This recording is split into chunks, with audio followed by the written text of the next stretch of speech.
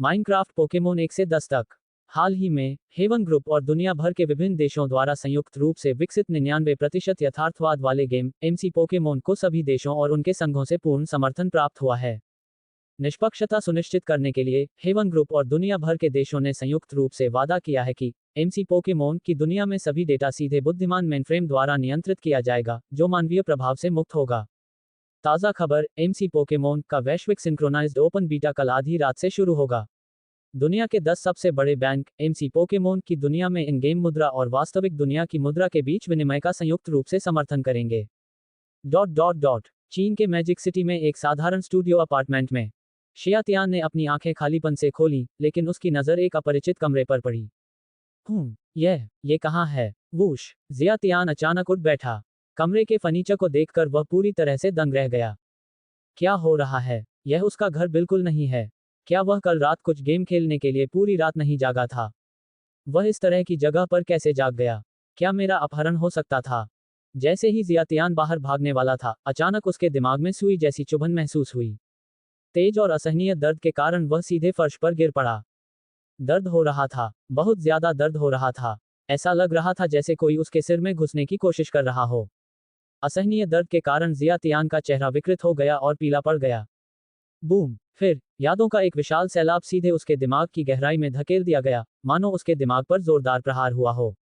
उद्धरण चिन्ह उद्धरण चिन्ह। समय मिनट दर मिनट बीतता गया। 10 मिनट बाद जाकर जियातियान को होश आया। वह फर्श से उठ खड़ा हुआ, उसका चेहरा पीला पड़ गया था, लेकिन उसकी आंखों में अविश्वास झलक रहा था। पुनर्जन्म! उसका सचमुच पुनर्जन्म हो गया था। उसे कभी उम्मीद नहीं थी कि किसी नॉवल की कहानी उसके साथ सच में घटित होगी। वह एक समानांतर दुनिया में स्थानांतरित हो गया था जो कुछ हद तक पृथ्वी के समान थी, फिर भी भिन्न थी। अभी जो दर्द हुआ, वह इस दुनिया के बारे में भारी मात्रा में जानकारी के प्रवाह के कारण हुआ था। ये क्या बकवास है? क्या पुनर्जन्म हमेशा इतना अचानक होता है? बिना किसी तैयारी के शियातियान ने मन ही मन बड़बड़ाते हुए सोचा कि उसने किस देवता को नाराज किया है कि उसे यहाँ भेजा गया है। उसने कमरे का जायजा लिया। गंदा, अस्त व्यस्त और गरीब शब्दों के अलावा उसे वास्तव में इसे वर्णित करने के लिए कोई अन्य शब्द नहीं मिल रहा था। इस दुनिया में उनकी पहचान भी शियातियान के नाम से ही थी। हालांकि एक व्हाइट कॉलर कर्मचारी के रूप में अपने पिछले जीवन के विपरीत, इस दुनिया में वह एक नया विश्वविद्यालय स्नातक था जिसने अभी तक नौकरी नहीं पाई थी। किडियन नवों में प्रचलित दोनों माता पिता की मृत्यु हो जाने की परसेप्शन के विपरीत, उनके माता पिता दोनों जीवित थे और उनकी एक छोटी बहन हाई स्कूल में पढ़ रही थी। हालांकि उनके पिता गंभीर रूप से बीमार थे और अभी भी अस्पताल में उनका इलाज चल रहा था, और चिकित्सा बिल पहले ही 1 लाख युआन से अधिक हो चुका था। अपने पिता के इलाज का खर्च उठाने के लिए परिवार की लगभग सारी बचत खत्म हो गई थी। अब जबकि जियातियान ने स्नातक की उपाधि प्राप्त कर ली थी और काम करना शुरू कर दिया था, परिवार का भारी बोझ स्वाभाविक रूप से उसके कंधों पर आ गया था। अपने पिता के इलाज, घरेलू खर्चों और अपनी बहन की शिक्षा का खर्च उठाने के लिए। इन सब बातों का बोझ उनके पूर्ववर्ती पर इतना भारी पड़ गया था कि उन्हें सांस लेने में भी मुश्किल हो रही थी। इसीलिए उनके पूर्ववर्ती का जीवन इतना तंगहाल था।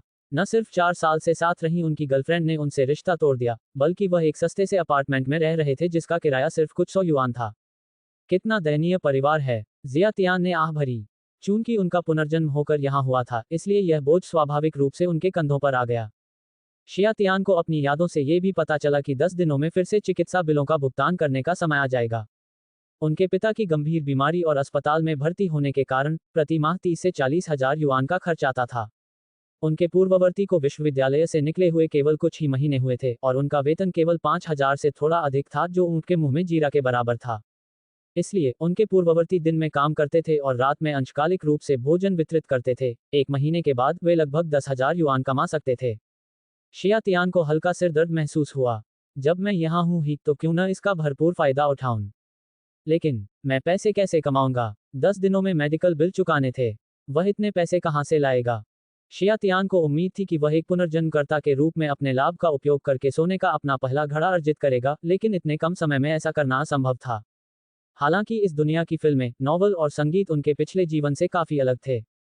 नॉवल लिखना, पटकथा लिखना, संगीत रचना करना, फिल्में बनाना। शियातियान ने इन सब के बारे में सोचा और फिर हार मान ली। भले ही उसे नवों की कहानी पता हो, वह गा सकता हो और फिल्मों की कथानक जानता हो, उन्हें जानना और वास्तव में उनके बारे में लिखना या फिल्म बनाना 2 बिल्कुल अलग परसेप्शनें थीं। इसके अलावा, अगर वह उन्हें लिख भी लेता, तो इसमें समय लगता। अब उसके पास ज्यादा समय नहीं बचा था। नॉवल तो पुराने जमाने के हो गए हैं, फिल्में यथार्थवादी नहीं हैं, और मुझे संगीत रचना करना नहीं आता। शियातियान ने इस बारे में सोचा और महसूस किया कि वह शायद अब तक का सबसे दयनीय पुनर्जन्म लेने वाला व्यक्ति है। कुछ लोग किसी सिस्टम में हेराफेरी करके, तरह तरह की अतिशक्तिशाली शक्तियों का इस्तेमाल करके, या कम से कम असाधारण स्मृति के बल पर पुनर्जन्म लेते हैं। लेकिन उसके पास कुछ नहीं था। खेल खेलना जानने के अलावा उसे और कुछ नहीं आता था। मेरी गेमिंग स्किल्स ठीक ठाक हैं, जब तक मैं स्ट्रीमिंग शुरू नहीं करता। छोड़ो इसे, मैं पहले काम पर जाता हूँ। मैं आज रात गेम स्ट्रीमिंग के बारे में पता लगाऊंगा। शियातियान ने झटपट अपनी योजना बनाई। जैसे ही वह अपना फोन उठाकर बाहर जाने वाला था, नाइट स्टैंड पर रखा पुराना स्मार्टफोन बज उठा। डिंग, यह एक टेक्स्ट मैसेज था। जियातियान ने फोन उठाया और सहज रूप से उसे खोल दिया। चीन कृषि एवं वाणिज्यिक बैंक सू बैयुन ने 17 सितंबर को सुबह 8:56 बजे आपके खाते, जिसका नंबर 3570 पर समाप्त होता है, में 50,000 युआन जमा किए। शेष राशि 53,009.29 युआन। उद्धरण चिन्ह उद्धरण चिन्ह। जियातियान ने संदेश को देखा, कुछ सेकंड के लिए चुप रही, और फिर इंटरफेस से बाहर निकल गई। सू बैयुन उनकी विश्वविद्यालय की सहपाठी थीं। उनके बीच अच्छे संबंध थे और वह एक धनी और खूबसूरत महिला थीं। शियातियान ने एक बार उसके पीछे पड़ने के बारे में सोचा था, लेकिन अपने परिवार की स्टेटस को देखते हुए, यह एक सवाल था कि क्या वह उसके लायक भी था। स्नातक की पढ़ाई पूरी करने के बाद दोनों का संपर्क टूट गया था। कुछ दिन पहले, उसे जियातियान के सोशल मीडिया से उसके पिता की गंभीर बीमारी के बारे में पता चला और उसने बिना कुछ कहे पैसे भेज दिए। शियातियान, मुझे पता है कि तुम्हारा आत्मसम्मान बहुत मजबूत है और तुम दान स्वीकार नहीं करना चाहती। इस पैसे को मेरी ओर से लिया गया ऋण समझो। इसे अस्वीकार करने का तुम्हें अधिकार नहीं है। ग्रेजुएशन के बाद इतना समय बीत गया, फिर भी तुमने मुश्किल में होने पर भी मुझसे संपर्क नहीं किया। क्या हम अभी भी दोस्त हैं? उद्धरण चिन्ह उद्धरण चिन्ह। जब शियातियान अपने फोन पर संदेश देख रहा था, तो उसके मन में उस युवा और सुंदर लड़की की छवि उभर आई। ये कहना झूठ होगा कि वह भावुक नहीं हुआ। यह मूर्ख लड़की। मुझे पैसे मिल गए, धन्यवाद। जियातियान ने सू बैयुन को जवाब दिया, फिर दरवाजा बंद करके बाहर चली गई। कुछ ही देर में उनके फोन पर सू बैयुन का एक संदेश आया। अगर आपको कोई दिक्कत हो तो मुझे बताएं। इसके बाद एक स्माइली चेहरा बना हुआ है। शियातियान ने ठीक है कहकर जवाब दिया। डिंग। हालांकि जैसे ही वह अपना फोन रखने ही वाला था, उसमें फिर से घंटी बज उठी।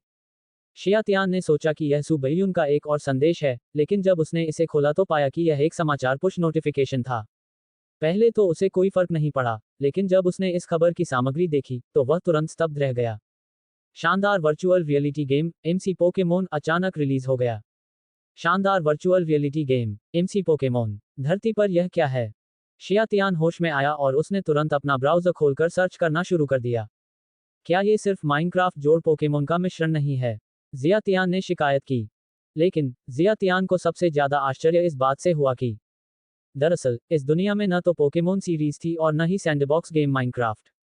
अपने पिछले जीवन में एक कट्टर गेमर के रूप में उन्होंने स्वाभाविक रूप से माइनक्राफ्ट और पोकेमोन दोनों खेले थे। इन दोनों खेलों के कई प्रशंसक थे और ये उनके पिछले जीवन में काफी प्रसिद्ध थे। शियातियान ने हाई स्कूल के दिनों में इन दोनों खेलों में जमकर मेहनत की थी। विश्वविद्यालय शुरू करने के बाद उन्होंने League of Legends, Honor of Kings और पबजी खेलना शुरू कर दिया था। वैसे माइनक्राफ्ट में पिक्सलमन नाम का एक काफी मशहूर मोड था। शियातियान इसे पहले भी खेल चुका था, इसलिए वह खेल से काफी परिचित था। ये कहना होगा कि इस खेल ने वास्तव में जियातियान की बहुत रुचि जगाई। लेकिन जियातियान को सबसे ज्यादा चिंता इस बात की थी कि यह गेम की मुद्रा को असली मुद्रा में बदलने की सुविधा देता था। उनके लिए ये खबर अविश्वसनीय से कम नहीं थी।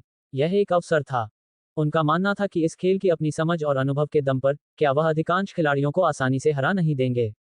इस खेल में इतनी रकम कमाकर वह अपने बेटे के लिए काफी पैसा कमा लेता था। ये सोचकर जियातियान खेल का अनुभव करने के लिए बेताब हो गया।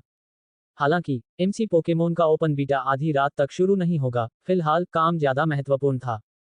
जब जियातियान कंपनी में पहुंचा, तो उसने ज्यादातर लोगों को एमसी पोकेमोन गेम के बारे में बात करते सुना। क्या आपने सुना? एमसी पोकेमोन का ओपन बीटा आधी रात से शुरू हो रहा है। मैंने खबर देखी। पोस्टर पर वो दो पालतू जानवर कौन हैं? कितने प्यारे हैं। बोलने वाली एक लड़की थी। शियातियान ने उधर देखा, वे प्यारे पालतू जानवर पिकाचू और ईवे थे। ये लोग इन दोनों को जानते तक नहीं। शियातियान थोड़ा अवाक रह गया, लेकिन सोचने के बाद उसे राहत महसूस हुई। आधिकारिक तौर पर उपलब्ध आंकड़े बहुत अधिक नहीं थे, लेकिन प्रचार वीडियो बेहद रोमांचक और आकर्षक था। 2 महीने पहले सीमित सीटों वाला एक क्लोज्ड बीटा ही था। हो सकता है कि कुछ फेटशाली लोगों को अंदरूनी जानकारी पता हो। इसलिए भले ही एमसी पोकेमोन आधिकारिक तौर पर लॉन्च नहीं हुआ था, फिर भी बहुत से लोग इसका बेसब्री से इंतजार कर रहे थे। जब तक उसने काम खत्म किया और ऑफिस से निकला, जियातियान एक गेम लॉगिन डिवाइस खरीदने की तैयारी में मॉल की ओर भागा। एमसी पोकेमोन के लिए 3 प्रकार के लॉगिन डिवाइस थे। एक वर्चुअल चश्मा था, एक वर्चुअल हेलमेट था और दूसरा गेमिंग केबिन था। वर्चुअल ग्लासेस आम जनता के लिए थे, जबकि वर्चुअल हेलमेट ज्यादातर गेमर्स के लिए थे। आखिरी वाला, गेमिंग केबिन, एक लग्जरी स्तर का लॉगिन डिवाइस था जो एक बेहतरीन गेमिंग अनुभव प्रदान कर सकता था। बेशक, लॉगिन विधियों में स्वयं कोई अंतर नहीं था, उन्होंने वास्तव में गेमिंग का अधिक आरामदायक अनुभव प्रदान किया। शियातियान के पास कुल मिलाकर केवल 50,000 युआन से कुछ अधिक थे। अपने पिता के चिकित्सा खर्चों को घटाने के बाद उसके पास उपयोग करने के लिए ज्यादा कुछ नहीं बचा था। वर्चुअल चश्मे की एक जोड़ी की कीमत 5,000 से अधिक है और वर्चुअल हेलमेट की कीमत 10,000 युआन है। जहां तक गेमिंग केबिन की बात है, तो इसे केवल अमीर लोग ही वहन कर सकते थे, क्योंकि इसकी कीमत पूरे 2 लाख रुपये थी। शियातियान मूल रूप से वर्चुअल चश्मे खरीदना चाहता था, लेकिन खेल में अपने दीर्घकालिक विकास के बारे में सोचते हुए, दांत पीसते हुए, उसने अपने सीमित पैसों से एक वर्चुअल हेलमेट खरीदा। इन 10,000 युआन को खर्च करने में थोड़ा दर्द हुआ, लेकिन ये सब इसके लायक था। शियातियान घर लौटी, सादा भोजन किया और स्नान किया। लगभग 10 बज चुके थे। गेम के ओपन बीटा शुरू होने में केवल 2 घंटे बचे थे। वर्चुअल हेलमेट के मैनुअल का पालन करते हुए, जियातियान ने हेलमेट को इंस्टॉल और कॉन्फ़िगर किया, फिर चुपचाप ओपन बीटा शुरू होने का इंतजार किया। अभी काफी समय है, बेहतर होगा कि आधिकारिक वेबसाइट देख ली जाए। शियातियान इंतजार करते करते थोड़ा ऊब गया था, इसलिए उसने एक वेब पेज खोला और मक पोकेमोन क्वेस्ट्स आधिकारिक वेबसाइट के नीचे नेटिजन्स की सभी टिप्पणियां थीं। मेरी तलवार खून की प्यासी है। मैंने इतना लंबा इंतजार किया है कि फूल लगभग मुरझा गए हैं। ओपन बीटा कब शुरू होगा? मैं झपकी से जागा तो पता चला कि बीटा टेस्टिंग में अभी भी 2 घंटे बाकी हैं। अबा अबा उद्धरण चिन्ह डॉट डॉट डॉट उद्धरण चिन्ह। जियातियान ने नेटिजन्स की टिप्पणियों को पढ़ा और एमसी पोकेमोन की लोकप्रियता के बारे में एक नई समझ हासिल की। एमसी पोकेमोन के पास हर देश के लिए एक आधिकारिक वेब पेज था और अकेले चीन की आधिकारिक वेबसाइट पर ही 300 मिलियन से अधिक लोग ब्राउज कर रहे थे और पोस्ट कर रहे थे। इस खेल की वैश्विक लोकप्रियता की कल्पना की जा सकती है। जब शियातियान टिप्पणियों को देख रहा था, तभी अचानक उसकी नज़र एक बहुत लोकप्रिय पोस्ट पर पड़ी। यह एक क्लोज्ड बीटा प्लेयर की पोस्ट थी। पहली बार एमसी पोकेमोन में प्रवेश करने वाले नवागंतुकों के लिए कुछ सुझाव। मुझे कहना होगा, ये गेम वाकई अद्भुत है। यह एक महाकाव्य, विभिन्न युगों को समेटने वाला वर्चुअल रियलिटी गेम कहलाने के योग्य है। ये दुनिया वास्तविकता से काफी मिलती जुलती है। आप पत्थर और लकड़ी का उपयोग करके अपना शहर बना सकते हैं। आप दुनिया भर के एनपीसी के साथ वस्तुओं का व्यापार कर सकते हैं। आप सूर्यास्त में चमकते रेगिस्तानों में दौड़ सकते हैं। आप हीरे और सोने से अपना बैग भरने के लिए पृथ्वी की सबसे गहरी परतों का पता लगा सकते हैं। आप समुद्र में लकड़ी की नाव चलाकर उसकी विशालता का अनुभव कर सकते हैं। जब तक आप खुश हैं, आप जो चाहें कर सकते हैं। बेशक, ये खेलने के कुछ अनोखे तरीके हैं। अब मैं इस खेल के असली गेम प्ले के बारे में बात करने जा रहा हूँ। यह एक पालतू जानवरों की लड़ाई का खेल है। इस खेल में कुल मिलाकर 890 से अधिक प्रकार के पोकेमोन हैं, जिन्हें 18 अट्रीब्यूटों में विभाजित किया गया है। आधिकारिक बयान में यही कहा गया है, लेकिन मुझे ठीक नहीं पता कि इनकी संख्या कितनी है। इस गेम की खासियत पोकेमोन इकट्ठा करना और उनसे लड़ाई करना है। जब आप पहली बार गेम में प्रवेश करेंगे, तो एक एनपीसी दिखाई देगा। यही एनपीसी आपको आपका स्टार्टर पोकेमोन देगा। आपको कौन सा पोकेमोन मिलेगा, ये पूरी तरह से आपकी किस्मत पर निर्भर करता है। क्लोज्ड बीटा के दौरान मुझे चारमंडा मिला, मेरी किस्मत ठीक ठाक थी। अपना पोकेमोन प्राप्त करने के बाद, कुछ शुरुआती टास्क पूरे करके 10 पोकेबॉल, एक पोकेडेक्स और कुछ उपकरण प्राप्त करें। फिर आप गेम की दुनिया में घूमना शुरू कर सकते हैं और इस गेम का आनंद ले सकते हैं। लेकिन सभी के लिए एक सुझाव है, शुरुआत में पेड़ों को मुक्का मारना सबसे अच्छा होता है। अंत में, मैं सभी को खेल के लिए शुभकामनाएं देता हूं। इस पोस्ट को देखकर शियातियान थोड़ा भावुक हो गया। ऐसा लग रहा था कि वह इन क्लोज्ड बीटा खिलाड़ियों को कम नहीं आंक सकता था। इस पोस्ट में एमसी पोकेमोन के बुनियादी गेम प्ले के बारे में सब कुछ बताया गया है। समय तेजी से बीत गया और बीटा टेस्टिंग शुरू होने में केवल 5 मिनट बचे थे। शियातियान ने वर्चुअल हेलमेट पहना और लेटने के लिए एक आरामदायक स्टेटस ढूंढ ली। वह गेम में लॉग इन करने के लिए बेताब था। डिंग, गेम हेलमेट सफलतापूर्वक कनेक्ट हो गया। क्या आप एमसी पोकेमोन में लॉग इन करना चाहेंगे? लॉग इन करें। डिंग, कनेक्शन शुरू हो रहा है। जैसे ही जियातियान गेम में प्रवेश करने का इंतजार कर रहा था, अचानक उसके कान में एक मशीनी आवाज गूंजी। डिंग, होस्ट ने मक पोकेमोन में लॉग इन किया। 100 गेम सिस्टम सफलतापूर्वक जुड़ गया। इस मशीनी आवाज को सुनकर जियातियान भी एक पल के लिए स्तब्ध रह गया। फिर, उसके दिल में उत्साह की लहर दौड़ गई। एक सिस्टम मैंने अभी गलत तो नहीं सुना? हालांकि जैसे ही जियातियान सोच रहा था, उसकी दृष्टि अचानक काली हो गई और दृश्य बदल गया। उन्होंने आधिकारिक तौर पर खेल में प्रवेश किया। लॉगिन सफल। अचानक जियातियान की दृष्टि उज्ज्वल हो गई और उसके सामने एक पारदर्शी पैनल प्रकट हुआ। कृपया अपना गेम कैरेक्टर बनाएं और उसे नाम दें। 1 मिनट बाद जियातियान ने अपने सामने मौजूद चरित्र मॉडल को देखा, जो उससे 80% मिलता जुलता था, और संतुष्टि से सिर हिलाया। ऐसा लगता है कि अभी भी कुछ कमी है। शियातियान ने एक पल सोचा और कैरेक्टर मॉडल के कपड़े बदलकर उसे एक काली छोटी बाजू की कमीज पहना दी, जिसके ऊपर लाल और सफेद रंग की कमीज और नीचे नीली जीन्स थी। ये तस्वीर बिल्कुल पोकेमोन के रेड की थी। यह जियातियान का एक सहज विचार था। हर पोकेमोन प्रशंसक ने शायद कभी न कभी पोकेमोन की दुनिया में जाने का सपना देखा होगा। जियातियान ने इसे उसी सपने को श्रद्धांजलि के रूप में साकार किया। फिर बिना किसी झिझक के जियातियान ने अक्षर नाम वाले फील्ड में लाल दर्ज कर दिया। डिंग, बधाई हो, रेड नाम का कोई पात्र नहीं है। पात्र निर्माण सफल रहा। स्क्रीन चमक उठी और जियातियान की आंखों के सामने एमसी पोकेमोन का प्रमोशनल वीडियो दिखाई दिया। पॉकेट मॉन्स्टर्स, या संक्षेप में पोकेमोन, वे इस ग्रह पर अविश्वसनीय रूप से रहस्यमय जीव हैं। जंगलों में, आकाश में, समुद्र में, आप दुनिया में कहीं भी हों, आप उन्हें देख सकते हैं। यहाँ 100, 200, 300 प्रजातियां हैं। नहीं, शायद इससे भी अधिक। उद्धरण चिन्ह डॉट डॉट डॉट उद्धरण चिन्ह। अब पोकेमोन मास्टर बनने और उन सभी को पकड़ने के लिए अपनी यात्रा शुरू करें। प्रचार वीडियो खत्म होने के बाद जियातियान की आंखों के सामने एक सफेद रोशनी चमकी। जब वह दोबारा प्रकट हुआ, तो वह पहले से ही 857 बिगिनर विलेज के बाहर खुले मैदान में मौजूद था।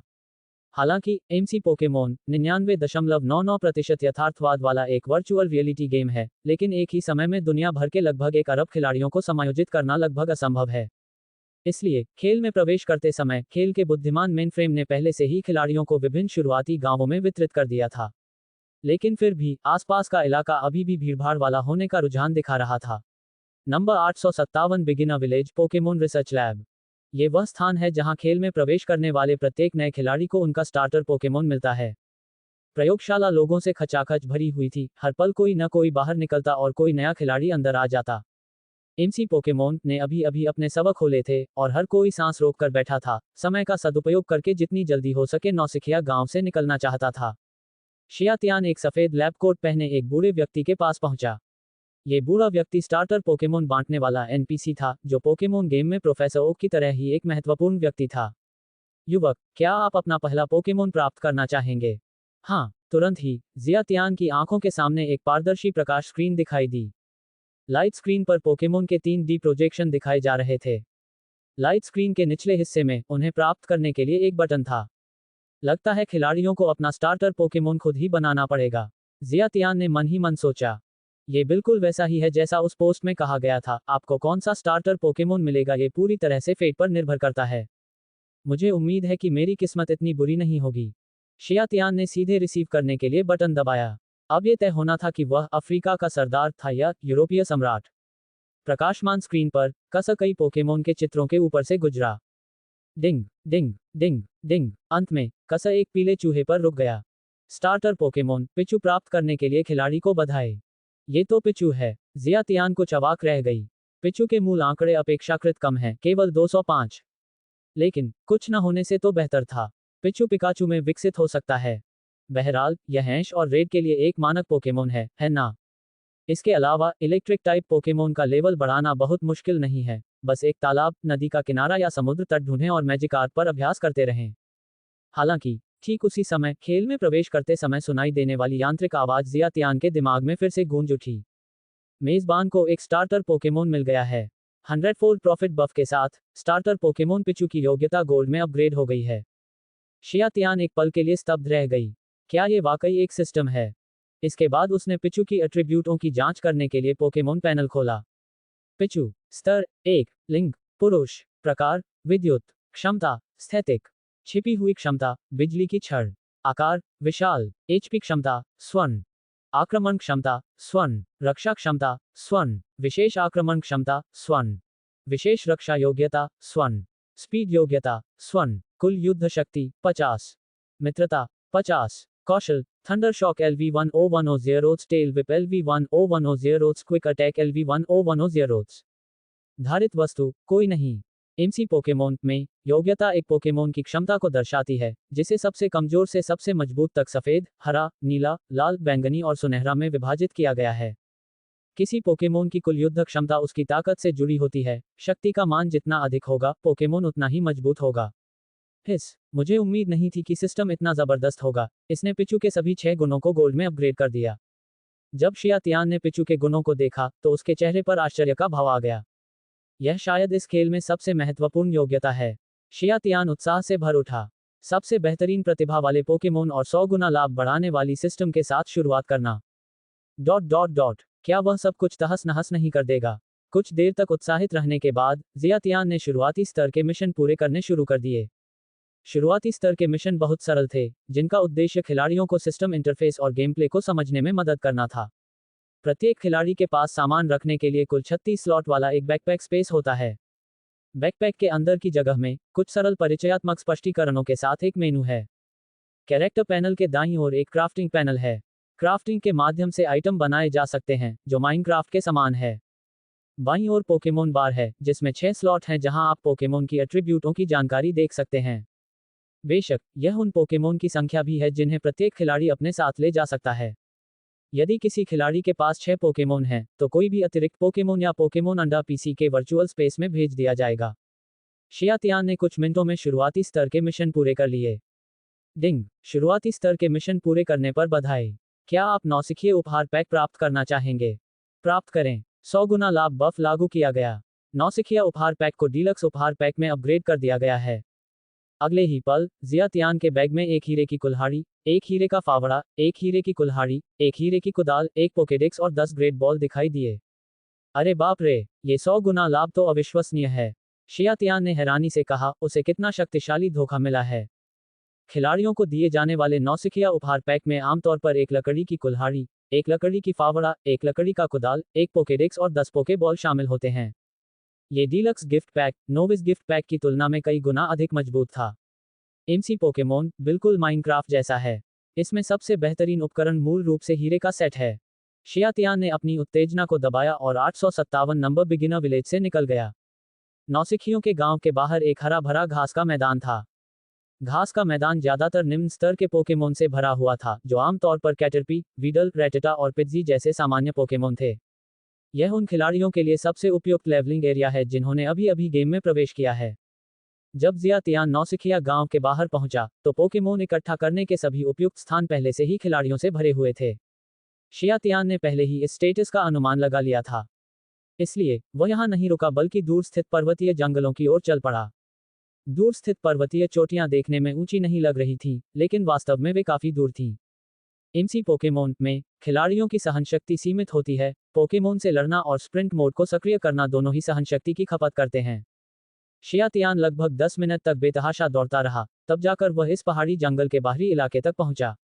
यह एक हरा भरा ओक का जंगल था। शिया तियान वहीं खड़ा रहा, अपनी ताकत पूरी तरह से वापस पाने का इंतजार करता रहा, ताकि वह फिर से चलना शुरू कर सके। हालांकि उसने पहले लेवल बढ़ाने की योजना नहीं बनाई थी। कहावत है ना, अगर अमीर बनना है तो पहले पेड़ पर मुके मारो। एमसी पोकेमोन का गेम प्ले माइनक्राफ्ट के समान है। यह एक बेहद खुला और मुफ्त गेम है। इसलिए जिया तियान ने अधिकांश खिलाड़ियों की तरह लेवल बढ़ाने के लिए पोकेमोन की तलाश नहीं की। उसने अपने बैग से हीरे की कुल्हाड़ी निकाली और 2 मीटर दूर स्थित बलूत के पेड़ पर बेतहाशा प्रहार करने लगा। किसी खिलाड़ी के लिए वस्तुओं को तोड़ने की प्रभावी सीमा 5 मीटर है। 1 मिनट से भी कम समय में जिया तियान की कुल्हाड़ी के नीचे ये बलूत का पेड़ लकड़ी के टुकड़ों में बदल गया और जमीन पर गिर गया। शिया तियान चल कर गया, लकड़ी के ब्लॉक उठाए और उन्हें अपने बैग में रख दिया। 100 गुना लाभ बढ़ाने वाला प्रभाव लागू किया गया। 100 गुना ओक की लकड़ी प्राप्त हुई। अपने बैग में रखी 100 ओक की लकड़ियों के ढेर को देखकर जिया तियान उत्साह से भर गया। जैसा कि उसे संदेह था, जब तक उसे कुछ प्राप्त होता रहेगा, उसे 100 गुना लाभ मिल सकता है।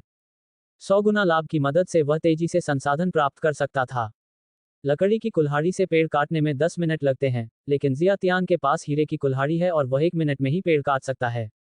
100 गुना लाभ वाले बफ के साथ वह अन्य खिलाड़ियों से अनगिनत गुना आगे था। शिया तियान एक पल भी नहीं रुका और पेड़ों पर मुके मारता रहा।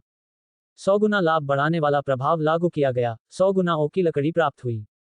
100 गुना लाभ बढ़ाने वाला प्रभाव लागू किया गया। 100 गुना ओक की लकड़ी प्राप्त हुई।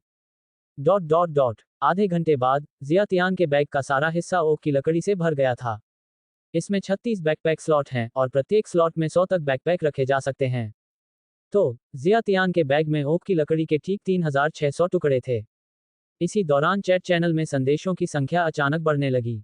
नया ट्रेनर मैन तियान जिंग, इन पोकेमोन से लड़ना बहुत मुश्किल है। मेरा लेवल 2 का पोकेमोन तो एक ही बार में ढेर हो गया। नया ट्रेनर शेंग शिया गुआंग नियान, विशेषज्ञ को प्रणाम, आपने इतनी जल्दी लेवल 2 हासिल कर लिया। नया ट्रेनर फैंग डोंग युनसुई, किसके पास अतिरिक्त पोके बॉल हैं? मैं उन्हें प्रत्येक 500 पोकेमोन सिक्कों में खरीद लूंगा। नया ट्रेनर सांशिया वूही रेन, मिट्टी के ब्लॉक खरीदने पर प्रति स्टैक 5000 पोकेमोन सिक्के। उद्धरण चिन्ह डॉट डॉट डॉट उद्धरण चिन्ह। शियातियान ने चैट बार में संदेशों को देखा और कुछ हद तक आश्चर्यचकित हुआ। उसे उम्मीद नहीं थी कि लोग इतनी जल्दी संसाधन खरीदना शुरू कर देंगे। लेकिन दोबारा सोचने पर पता चला कि गेम का ओपन बीटा अभी शुरू ही हुआ था और इन लोगों में क्लोज्ड बीटा के कई खिलाड़ी भी शामिल थे। उनके पास नए खिलाड़ियों की तुलना में अधिक अनुभव था, इसलिए ये स्टेटस काफी सामान्य थी। ये सोचकर जियातियान ने हल्की सी मुस्कान बिखेरी और फिर चैट बार में टाइप किया, ओक की लकड़ी बेच रहा हूँ, प्रति स्टैक 5000 पोकेमोन सिक्के, अगर दिलचस्पी हो तो मुझे मैसेज करें। नया ट्रेनर शियान लाई ये गेहुआ चान, अरे बाप रे भाई, तुमने इतनी जल्दी ओक की लकड़ी का ढेर कैसे जुटा लिया? नया ट्रेनर बामेई कोंग बाओनी, विशेषज्ञ कमाल का है। अगर आप क्लोज बीटा प्लेयर नहीं हैं तो मैं लाइव स्ट्रीम पर हैंडस्टैंड करके दिखाऊंगा। नया ट्रेनर युका यिंग युदा, ये रेड कौन है? मैंने क्लोज बीटा खिलाड़ियों में से किसी में भी इसके बारे में नहीं सुना। उद्धरण चिन्ह डॉट डॉट डॉट उद्धरण चिन्ह। शियातियान के संदेश ने चैट चैनल में भारी हलचल मचा दी। ये जानना जरूरी है कि खेल शुरू हुए केवल 1 घंटा ही हुआ था, फिर भी जियातियान ने पहले ही ओक की लकड़ी का एक ढेर प्राप्त कर लिया था। इस तरह की टास्क कुशलता किसी को भी चौंकाने के लिए काफी थी। शायद केवल गिल्ड के सदस्य या टीमों में खेलने वाले खिलाड़ी ही इतने कुशल हो सकते हैं। शियातियान ने कुछ संदेशों पर नजर डाली, उन्हें नजरअंदाज कर दिया और जवाबों का इंतजार करने लगी।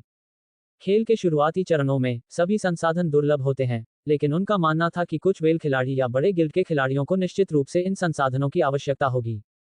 इमसी पोकेमोन में आप संरचनाएं बना सकते हैं, मिट्टी के ब्लॉक, ओक की लकड़ी, बर्च की लकड़ी, कोबलस्टोन आदि जैसी चीजें निर्माण के लिए सामग्री हैं। इसलिए प्रत्येक खिलाड़ी अपनी खुद की संरचना का निर्माण कर सकता है। हालांकि इन इमारतों को अन्य खिलाड़ी नष्ट कर सकते हैं।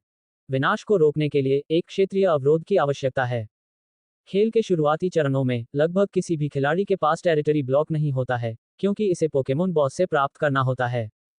पोकेमोन बॉस को 4 स्तरों में विभाजित किया गया है, जिन्हें क्रमशः हरे, नीले, लाल और पीले रंग से रंगा गया है।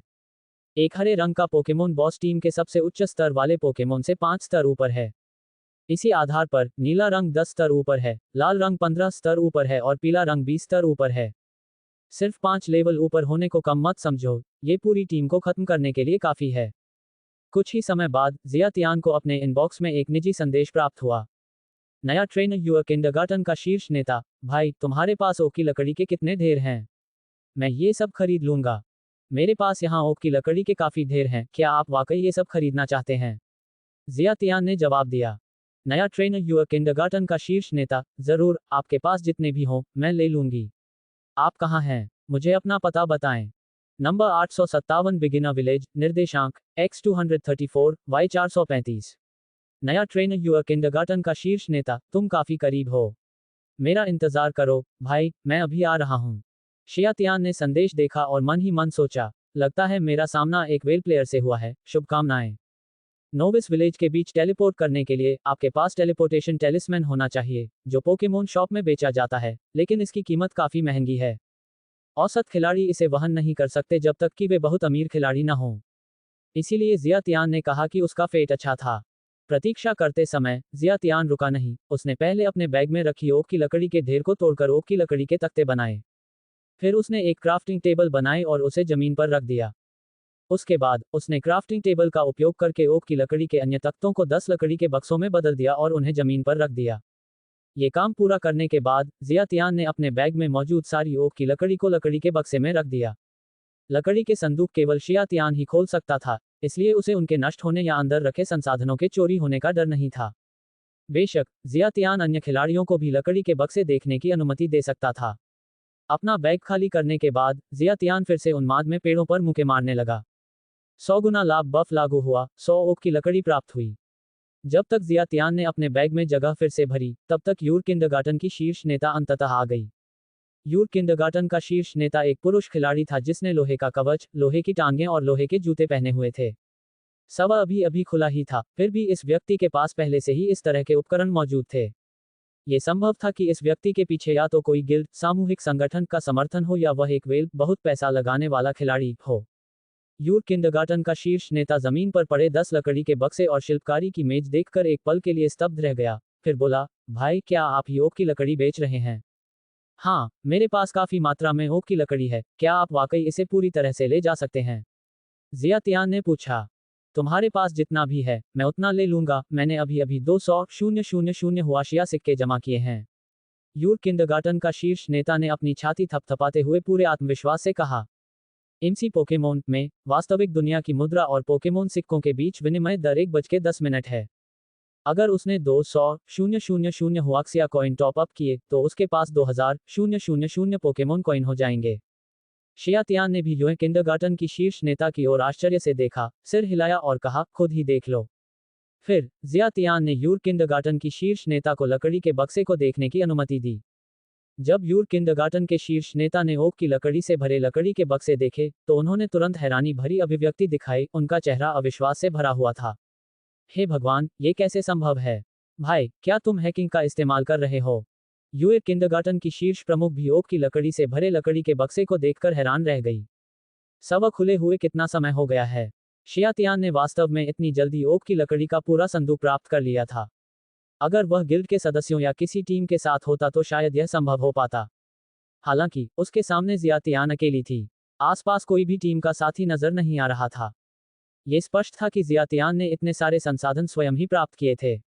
इसी वजह से किंडरगार्टन की शीर्ष नेता यूर इतनी घबराई हुई थी। उसी समय उसे एहसास हुआ कि एमसी पोकेमोन को बुद्धिमान मेनफ्रेम द्वारा नियंत्रित किया जा रहा था। ये किसी को धोखा देने का मौका कैसे दे सकता था? अगर इंटेलिजेंट मेनफ्रेम किसी को धोखाधड़ी करते हुए पकड़ लेता है तो उसका अकाउंट स्थायी रूप से बैन कर दिया जाएगा और वह फिर कभी गेम में रजिस्टर या लॉगिन नहीं कर पाएगा। इतना बड़ा जोखिम उठाने की कोई जरूरत नहीं थी। भाई, तुम कमाल हो। किंडरगार्टन की शीर्ष नेता यूर ने आश्चर्य से भरे चेहरे के साथ कहा और जियातियान को अंगूठा ऊपर करके बधाई दी। उनकी नज़र में जियातियान उस तरह का खिलाड़ी होना चाहिए जो संसाधन जुटाने में माहिर हो। जबकि अधिकांश खिलाड़ी अभी भी नौसिखिया गांव के पास अपना स्तर बढ़ा रहे थे, जियातियान ही एकमात्र ऐसा व्यक्ति था जो ओक के जंगल में पेड़ों को मुक्के मार रहा था। हालांकि किंडरगार्टन की शीर्ष नेता यूर को इस बात का एहसास नहीं था कि जियातियान के पास वास्तव में एक धोखा था। और यह कोई साधारण धोखाधड़ी नहीं थी। ये सुनकर जियातियान ने बस मुस्कुराते हुए पूछा, क्या आपको अभी भी ओक की लकड़ी का ये संदूक चाहिए या नहीं? मुझे ये चाहिए, बिल्कुल चाहिए। बस मुझे उम्मीद नहीं थी कि तुम इतनी सारी ओक की लकड़ी लाओगे, भाई। मेरे भंडार में इतनी लकड़ी रखने की जगह नहीं है। यूर किंडरगार्टन के शीर्ष नेता ने जल्दी से सिर हिलाया, लेकिन उनके चेहरे पर कठिनाई का भाव दिखाई दिया। लकड़ी के एक बक्से में कुल 72 खाने थे, जो एक खिलाड़ी की इन्वेंट्री की जगह से 2 गुना था। शियातियान ने सिर हिलाकर कहा, तो फिर पहले लेन देन कर लेते हैं। लेन देन पूरा हो जाने पर आप किसी को बुलाकर इसे ले जाने में मदद मांग सकते हैं। यही एकमात्र उपाय है। किंडरगार्टन की शीर्ष प्रमुख यूर ने असहाय होकर आह भरी। इसके बाद जियातियान को किंडरगार्टन के शीर्ष नेता यूर से तबादला प्राप्त हुआ और उसने लकड़ी के बक्से की अनुमतियां उसे सौंप दी। लेन देन पूरा हो गया, मैं अब जा रहा हूं। एक बार में 360,000 पोकेमोन कॉइन अर्जित करना 36,000 हुआक्सिया कॉइन के बराबर था। शियातियान का मूड बहुत अच्छा था। इस विश्व स्तर पर लोकप्रिय खेल में वास्तव में पैसा कमाने के कई अवसर थे। अरे भाई, रुको, चलो एक दूसरे को दोस्त बना लेते हैं। अगली बार अगर आपके पास कोई और संसाधन हो तो बेझिझक मुझसे संपर्क करें। उसी क्षण किंडरगार्टन की शीर्ष नेता यूर ने जियातियान को पुकारा। जरूर, जियातियान ने एक पल सोचा और सिर हिलाया, फिर दोनों ने एक दूसरे को दोस्त बना लिया। रेड, मुझे लगता है कि मैंने बीटा टेस्टर्स के बीच ये नाम नहीं सुना है। यूर किंडरगार्टन की शीर्ष प्रमुख जियातियान के जाते हुए रूप को देखती रही, वह सोच में डूबी हुई थी। शियातियान ओक के जंगल में और अंदर तक चला गया। रास्ते में उसे कई पोकेमोन मिले जिनमें से अधिकतर लेवल 4 या 5 के थे। पिचू अभी केवल लेवल 1 पर था। अगर वह इन पोकेमोन से लड़ता तो शायद एक ही बार में ढेर हो जाता। पिचू की प्रतिभा बहुत उच्च होने के बावजूद उसका निम्न स्तर एक बड़ी कमजोरी थी। शियातियान घने कोहरे से घिरे ओक वन की गहराई में प्रवेश कर गया, जहां घने पेड़ों की छतरी ने ऊपर से आने वाली सूर्य की रोशनी को रोक दिया था। सड़ते हुए पत्ते जमीन पर फैले हुए थे, जिससे हवा में सड़न भरी गंध फैल रही थी। ये कहना जरूरी है कि एमसी पोकेमोन गेम को बहुत ज्यादा यथार्थवादी तरीके से बनाया गया था। इसने वास्तविकता से एक घने जंगल के वातावरण को पूरी तरह से पुनः प्रस्तुत किया, जिससे पाठक को ऐसा महसूस हुआ मानो वह वास्तव में वहीं मौजूद हो। शियातियान ने सड़ते हुए पत्तों की मोटी परत पर कदम रखा, अपने हाथ में पिचू की पोके बॉल पकड़े हुए सावधानीपूर्वक अपने आसपास का अवलोकन कर रहा था। जंगली पोकेमोन खिलाड़ियों के प्रति कुछ हद तक आक्रामक होते हैं। एक पल की भी लापरवाही से कोई भी पोकेमोन लड़ाई में फंस सकता है। अगर पिचू का सामना किसी उच्च स्तरीय पोकेमोन से होता है, तो वह न केवल अनुभव प्राप्त करने में असफल रहेगा, बल्कि संभवतः मृत्यु के कगार पर भी पहुंच जाएगा। ये स्थान नौसिखिया गांव से पहले से ही काफी दूर था। आने जाने में बहुत समय बर्बाद होता। हानि लाभ से कहीं अधिक होगी। इसलिए जियातियान को सतर्क रहना पड़ा। फुफकार फुफकार डॉट डॉट डॉट। जैसे ही जियातियान अपने आसपास का जायजा ले रहा था, अचानक पास ही एक पेड़ के नीचे से सरसराहट की आवाज आई। शियातियान ने अपने हौसले को संभाला और आवाज की दिशा में चल पड़ा। पास जाकर उसने देखा कि वह एक गहरे हरे रंग का मेटापोड था जो जमीन पर संघर्ष कर रहा था। मेटापोड स्तर 7, लिंग महिला, प्रकार बग, साइज छोटा, एचपी एप्टीट्यूड हरा, आक्रमण क्षमता नीला, रक्षा योग्यता श्वेत, विशेष आक्रमण क्षमता हरा, विशेष रक्षा योग्यता हरा, स्पीड योग्यता श्वेत, युद्ध क्षमता 35, कौशल कठोरता 50/100। मेटापोड कैटरपी का विकसित रूप है, हालांकि इसका स्तर कैटरपी से कहीं अधिक है। इसके पुनः विकसित होने से पहले इसकी जीवित रहने की क्षमता वास्तव में कैटरपी की तुलना में कम है। आखिरकार, जब एक कैटरपी को खतरे का सामना करना पड़ता है, तो वह कम से कम कुछ प्रतिरोध तो कर ही सकता है, और अगर वह वास्तव में जीत नहीं सकता है, तो वह भाग सकता है। लेकिन मेटापोड हॉर्डन का उपयोग करने के अलावा कुछ नहीं कर सकता। यह नदियों या झीलों के किनारे पाए जाने वाले मैजिकार्प की तरह है, जिसे केवल स्प्लैश नामक चाल ही आती है। हालांकि ये पूरी तरह से बेकार है। एक तरह से कहा जा सकता है कि यह मेटापोड एक मोबाइल एक्सपीरियंस बैंक है। आखिरकार, अपनी रक्षा क्षमता बढ़ाने के अलावा मेटापोड कोई खतरा पैदा नहीं कर सकता। खिलाड़ी जंगली पोकेमोन के बारे में कुछ जानकारी देख सकते हैं। कुल मिलाकर इस मेटापोड को पकड़ने का कोई खास फायदा नहीं है। इसलिए आज्ञाकारी होकर अनुभव में परिवर्तित हो जाए। बाहर आओ पिचू। ये पता चलने के बाद कि मेटापोड केवल जमीन पर ही व्यर्थ संघर्ष कर सकता है, शियातियान ने निर्णायक रूप से अपने स्टार्टर पोकेमोन को छोड़ दिया। पिचू पोके बॉल से अभी अभी निकला पिचू बहुत उत्साहित लग रहा था, जमीन पर इधर उधर दौड़ रहा था मानो उसका पूरा शरीर जीवन शक्ति से भरा हो। शियातियान को स्पष्ट रूप से महसूस हो रहा था कि पोके बॉल के अंदर रहने की तुलना में पिचू को बाहरी दुनिया ज्यादा पसंद थी। ठीक है पिचू, उस मेटापोड को देखो, वही तुम्हारा पहला लक्ष्य है, उसे हराओ।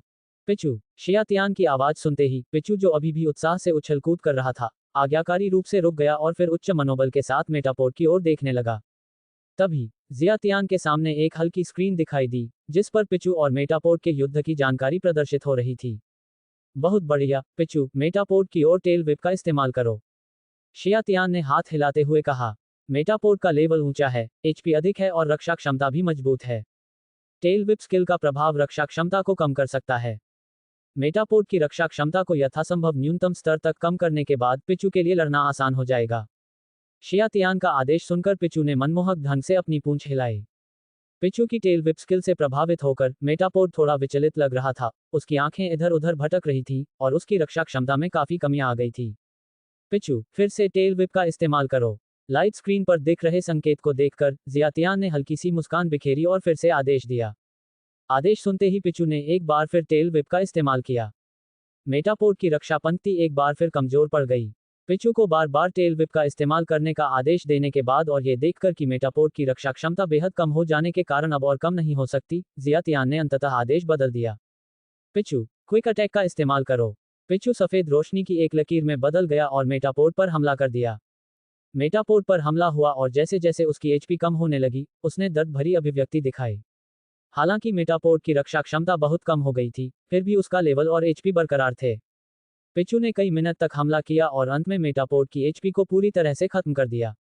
जब मेटापोड का स्वास्थ्य समाप्त हो गया, तो वह तुरंत प्रकाश की किरण में बदल गया और गायब हो गया। इसी समय युद्ध लॉग में एक सूचना दिखाई दी। डिंग, मेटापोड बेहोश हो गया। बधाई हो, पिचू ने 500 अनुभव अंक प्राप्त कर लिए हैं। 100 गुना लाभ बढ़ाने वाला बफ सक्रिय हो गया है। पिचू ने 50,000 अनुभव अंक प्राप्त कर लिए हैं। डिंग, पिचू का लेवल 2 हो गया है। कुल युद्ध शक्ति बढ़कर 60 हो गई है। डिंग, पिचू का लेवल 3 हो गया है। कुल युद्ध शक्ति बढ़कर 70 हो गई है। डिंग, पिचू का लेवल बढ़कर 4 हो गया है। कुल युद्ध शक्ति बढ़कर 80 हो गई है। डिंग, पिचू ने लड़ाई में टेल व्हिप और क्विक अटैक कौशल का इस्तेमाल किया। दक्षता बढ़ गई है। 100 गुना लाभ बफ सक्रिय हो गया है। पूंछ से वार का स्तर 2 तक बढ़ गया है। त्वरित हमला का स्तर भी 2 तक बढ़ गया है। सिस्टम नोटिफिकेशन की एक श्रृंखला ने जियातियान को काफी देर तक स्तब्ध कर दिया। आखिरकार वह होश में आया। अब तक पिचू के एट्रीब्यूट पैनल में महत्वपूर्ण बदलाव हो चुके थे। पिचू स्तर 4, लिंग पुरुष, प्रकार विद्युत, क्षमता स्थैतिक, छिपी हुई क्षमता बिजली की छड़, आकार विशाल, एचपी क्षमता स्वर्ण, आक्रमण क्षमता स्वर्ण, रक्षा क्षमता स्वर्ण, विशेष आक्रमण क्षमता स्वर्ण, विशेष रक्षा क्षमता स्वर्ण, स्पीड क्षमता स्वर्ण, कुल युद्ध शक्ति 80, मित्रता 50, कौशल त्वरित हमला LV2O2O0 पूंछ से वार LV2O2O0 थंडर शॉक LV1O1O0। धारित वस्तु कोई नहीं। सिर्फ एक ही लड़ाई लड़ने के बावजूद पिचू की ताकत में जबरदस्त वृद्धि हुई थी। इस समय जियातियान 100 गुना लाभ सिस्टम की शक्ति पर आश्चर्यचकित हुए बिना नहीं रह सका। बेशक भले ही मेटापोर्ट के पास हमला करने की कोई चाल नहीं थी, फिर भी लड़ाई काफी कठिन रही थी। 6 स्तर के अंतर के साथ मेटापोर्ट का एचपी, डिफेंस और स्पेशल डिफेंस सभी बहुत उच्च थे, भले ही पिचू के टेल व्हिप द्वारा इसका डिफेंस कम कर दिया गया था। हालांकि मेटापोर्ट के पास हॉर्डन स्किल भी थी। इन कारकों के एक दूसरे को बेअसर करने पर ही पिचू इस मेटापोर्ट को हराने में सक्षम हो पाया। पिचू, तुम्हारी मेहनत के लिए धन्यवाद। शियातियान घुटनों के बल बैठ गई और हाथ बढ़ाकर धीरे से पिचू के सिर को सहलाने लगी। खिलाड़ी और उसके पोकेमोन के बीच बातचीत से दोस्ती भी बढ़ सकती है। पिचू, जियातियान के स्पर्श में पिचू ने एक सुखद चीख निकाली। डिंग, ट्रेनर के प्रोत्साहन और स्नेह को महसूस करते हुए पिचू की ट्रेनर के साथ मित्रता जोड़ 5 बढ़ गई है। वर्तमान मित्रता 55 है। उद्धरण चिन्ह। पिचू, थंडर शॉक का इस्तेमाल करो। इसे अंतिम प्रहार दो। विशाल ओक वन के भीतर एक छोटी झील के किनारे लाल और सफेद रंग की छोटी आस्तीन वाली जैकेट और लाल और सफेद रंग की टोपी पहने एक नौसिखिया ट्रेनर युद्ध में एक छोटे पीले चूहे को आदेश दे रहा था। जैसे ही ट्रेनर ने बोलना समाप्त किया, बिजली का एक सुनहरा झटका झील में आया और बार बार पानी में छपछपा रहे एक मैजिकार्प को जा लगा। डिंग, ये बेहद कारगर है। मैजिकार्प बेहोश हो गया। बधाई हो, पिचू ने 700 अनुभव अंक प्राप्त कर लिए हैं। 100 गुना लाभ बफ सक्रिय हो गया है। पिचू ने 70,000 अनुभव अंक प्राप्त किए हैं।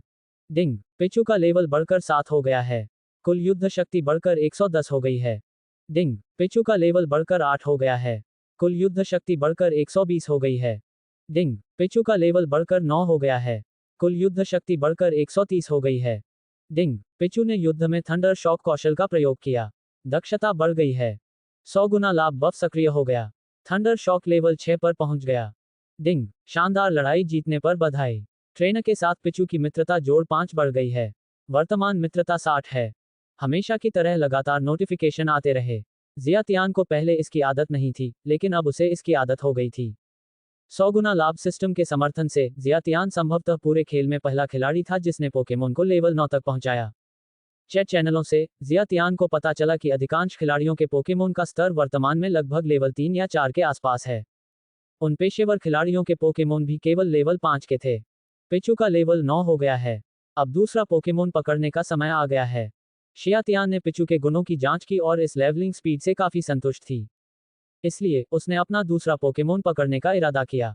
अगर कोई और खिलाड़ी होता तो उसके 6 पोकेमोन स्लॉट शायद बहुत पहले ही भर गए होते।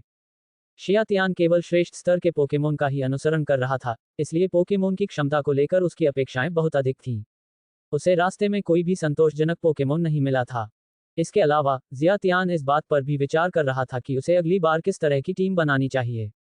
यहाँ तक कि साधारण पोकेमोन भी विशिष्ट कौशलों के साथ मिलकर अविश्वसनीय रूप से शक्तिशाली शक्ति का प्रदर्शन कर सकते हैं।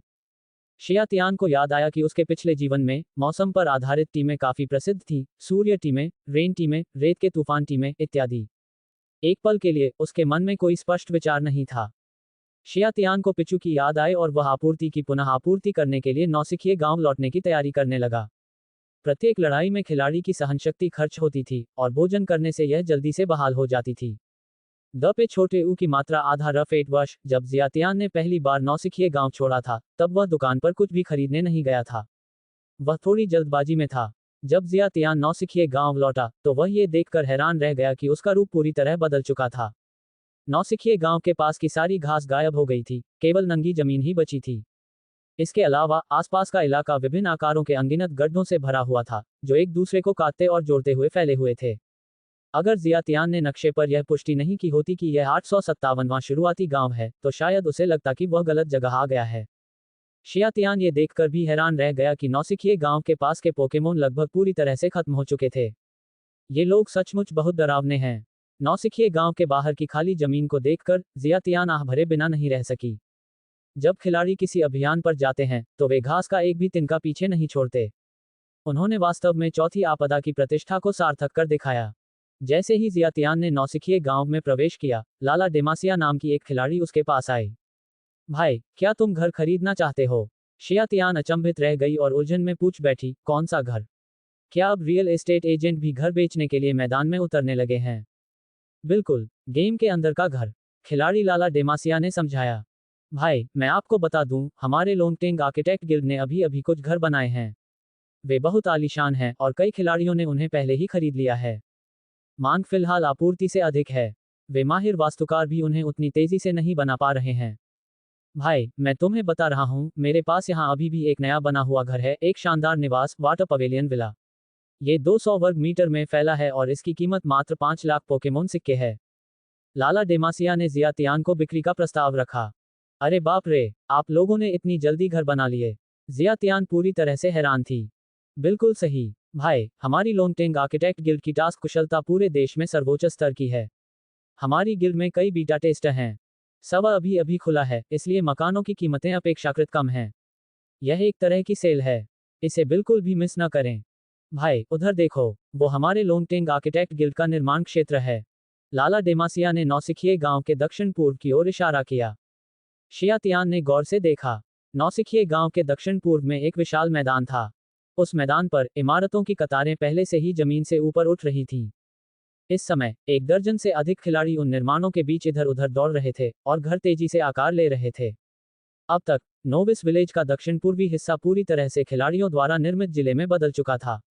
इस क्षेत्र के अंदर वास्तुकला की हर संभव शैली देखी जा सकती थी। आंगन वाले आधुनिक विला, मध्ययुगीन महल, मंडप और पैगोडा, आप जो भी सोच सकते हैं, उन्होंने वह सब बनाया। बेशक, वहां कुछ छोटे छोटे चौकोर आकार के पत्थर से बने जूते के डिब्बे जैसे घर भी थे। भवन निर्माण क्षेत्र के बीच से एक चौड़ा पत्थर का रास्ता भी बनाया गया था। दूर से देखने पर ऐसा लग रहा था मानो हम वास्तविक जीवन में कदम रख रहे हों।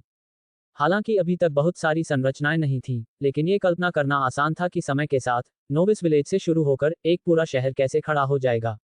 अरे वाह, कमाल है, क्या दूसरे लोगों की दुनिया ऐसी ही दिखती है?